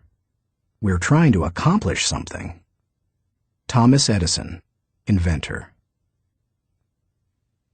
How do you figure out the bottom line for your organization, business, department, team, or group? In many businesses, the bottom line is literally the bottom line. Profit determines whether you are succeeding, but dollars should not always be the primary measure of success. Would you measure the ultimate success of your family by how much money you had at the end of the month or year? And if you run a non-profit or volunteer organization, how would you know whether you were performing at your highest potential? How do you think bottom line in that situation? A non-profit's bottom line. Frances Hesselbein had to ask herself exactly that question in 1976, when she became the National Executive Director of the Girl Scouts of America. When she first got involved with the Girl Scouts, running the organization was the last thing she expected. She and her husband John were partners in Hesselbein Studios, a small family business that filmed television commercials and promotional films. She wrote the scripts, and he made the films. In the early 1950s, she was recruited as a volunteer troop leader at the Second Presbyterian Church in Johnstown, Pennsylvania. Even that was unusual, since she had a son and no daughters. But she agreed to do it on a temporary basis. She must have loved it, because she led the troop for 9 years. In time, she became council president and a member of the national board. Then she served as executive director of the Talus Rock Girl Scout Council, a full-time paid position. By the time she took the job as CEO of the national organization, the Girl Scouts was in trouble. The organization lacked direction. Teenage girls were losing interest in scouting, and it was becoming increasingly difficult to recruit adult volunteers, especially with greater numbers of women entering the workforce. Meanwhile, the Boy Scouts was considering opening itself to girls. Hesselbein desperately needed to bring the organization back to the bottom line. We kept asking ourselves very simple questions, she says. What is our business? Who is our customer? And what does the customer consider value? If you're the Girl Scouts, IBM, or AT&T, you have to manage for a mission. Hesselbein's focus on mission enabled her to identify the Girl Scouts' bottom line. We really are here for one reason: to help a girl reach her highest potential. More than any one thing, that made the difference. Because when you are clear about your mission, corporate goals and operating objectives flow from it. Once she figured out her bottom line, she was able to create a strategy to try to achieve it. She started by reorganizing the national staff. Then she created a planning system to be used by each of the 350 regional councils. And she introduced management training to the organization. Hesselbein didn't restrict herself to changes in leadership and organization. In the 1960s and 70s, the country had changed, and so had its girls. But the Girl Scouts hadn't. Hesselbein tackled that issue too. The organization made its activities more relevant to the current culture, giving greater opportunities for use of computers, for example, rather than hosting a party. She also sought out minority participation, created bilingual materials, and reached out to low-income households. If helping girls reach their highest potential was the group's bottom line, then why not be more aggressive helping girls who traditionally have fewer opportunities? The strategy worked beautifully. Minority participation in the Girl Scouts tripled. In 1990, Hesselbein left the Girl Scouts after making it a first-class organization. She went on to become the founding president and CEO of the Peter F. Drucker Foundation for Nonprofit Management, and now serves as chairman of its board of governors. And in 1998, she was awarded the Presidential Medal of Freedom. President Clinton said of Hesselbein during the ceremony at the White House, She has shared her remarkable recipe for inclusion and excellence with countless organizations whose bottom line is measured not in dollars, but in changed lives. He couldn't have said it better. Why you should enjoy the return of bottom-line thinking. If you're accustomed to thinking of the bottom line only as it relates to financial matters, then you may be missing some things crucial to you and your organization. Instead, think of the bottom line as the end, the takeaway, the desired result. Every activity has its own unique bottom line. If you have a job, your work has a bottom line. If you serve in your church, your activity has a bottom line. So does your effort as a parent or spouse, if you are one. As you explore the concept of bottom-line thinking, recognize that it can help you in many ways. 1. Bottom-line thinking provides great clarity. What's the difference between bowling and work? When bowling, it takes only 3 seconds to know how you've done. That's one reason people love sports so much. There's no waiting and no guessing about the outcome. Bottom-line thinking makes it possible for you to measure outcomes more quickly and easily. It gives you a benchmark by which to measure activity. It can be used as a focused way of ensuring that all your little activities are purposeful and line up to achieve a larger goal. 2. Bottom-line thinking helps you assess every situation. When you know your bottom line, it becomes much easier to know how you're doing in any given area. When Frances Hesselbein began running the Girl Scouts, for example, she measured everything against the organization's goal of helping a girl reach her highest potential. From the organization's management structure, which she changed from a hierarchy to a hub, down to what badges the girls could earn. There's no better measurement tool than the bottom line. 3. Bottom-line thinking helps you make the best decisions. Decisions become much easier when you know your bottom line. When the Girl Scouts were struggling in the 1970s, outside organizations tried to convince its members to become women's rights activists or door-to-door canvassers. But under Hesselbein, it became easy for the Girl Scouts to say no. It knew its bottom line, and it wanted to pursue its goals with focus and fervency. 4. Bottom-line thinking generates high morale. When you know the bottom line and you go after it, you greatly increase your odds of winning. And nothing generates high morale like winning. How do you describe sports teams that win the championship? Or company divisions that achieve their goals?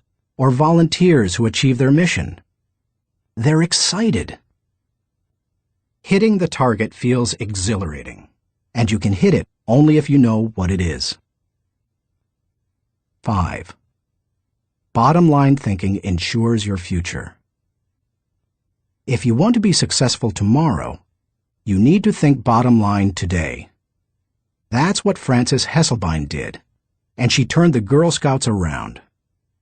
Look at any successful, lasting company, and you'll find leaders who know their bottom line.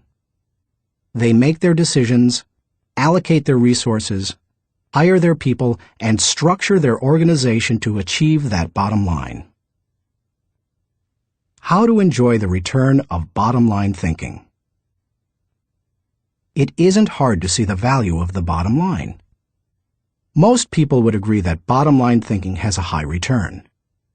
But learning how to be a bottom-line thinker can be challenging. 1. Identify the real bottom line. The process of bottom-line thinking begins with knowing what you're really going after. It can be as lofty as the big-picture vision, mission, or purpose of an organization.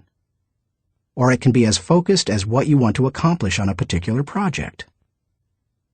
What's important is that you be as specific as possible. If your goal is for something as vague as success, you will have a painfully difficult time trying to harness bottom-line thinking to achieve it. The first step is to set aside your wants. Get to the results you're really looking for, the true essence of the goal. Set aside any emotions that may cloud your judgment and remove any politics that may influence your perception. What are you really trying to achieve? When you strip away all the things that don't really matter, what are you compelled to achieve? What must occur? What is acceptable? That is the real bottom line. 2. Make the bottom line the point.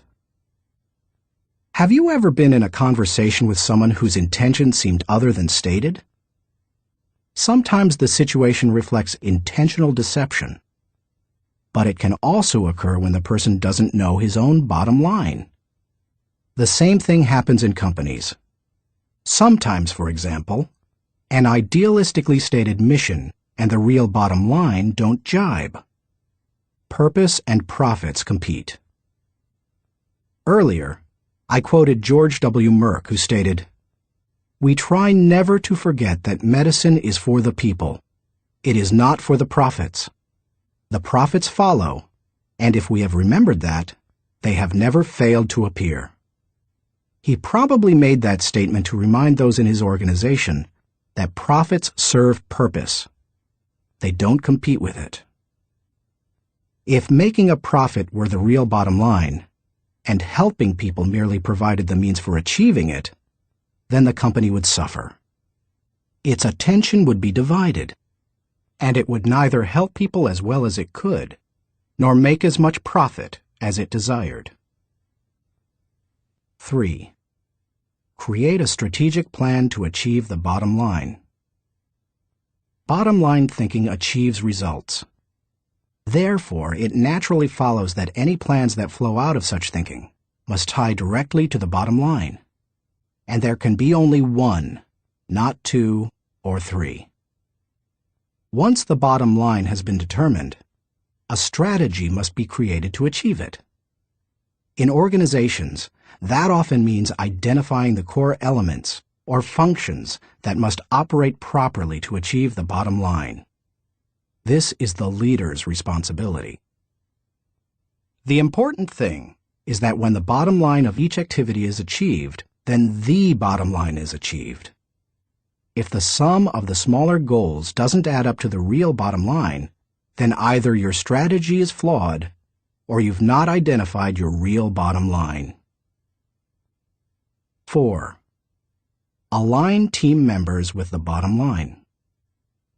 Once you have your strategy in place, make sure your people line up with your strategy. Ideally, all team members should know the big goal as well as their individual role in achieving it. They need to know their personal bottom line and how that works to achieve the organization's bottom line. 5. Stick with one system and monitor results continually. Dave Sutherland, the president of one of my companies, ISS, believes that some organizations get into trouble by trying to mix systems. He maintains that many kinds of systems can be successful, but mixing different systems or continually changing from one to another leads to failure. Dave says, "Bottom line thinking cannot be a one-time thing. It has to be built into the system of working and relating and achieving. You can't just tune into the desired result every now and then. Achieving with bottom line thinking must be a way of life, or it will send conflicting messages. I am a bottom line thinker. It is part of my system for achievement. I practice it every day. No other measurements, no wasted efforts." Dave calls members of his field team every night to ask the bottom line question they expect to hear. He continually keeps his eye on the company's bottom line by monitoring it for every core area. When it comes right down to it, regardless of your bottom line, you can improve it with good thinking. And bottom line thinking has a great return because it helps to turn your ideas into results. Like no other kind of mental processing, it can help you to reap the full potential of your thinking and achieve whatever you desire. Thinking question. Am I staying focused on the bottom line so that I can gain the maximum return and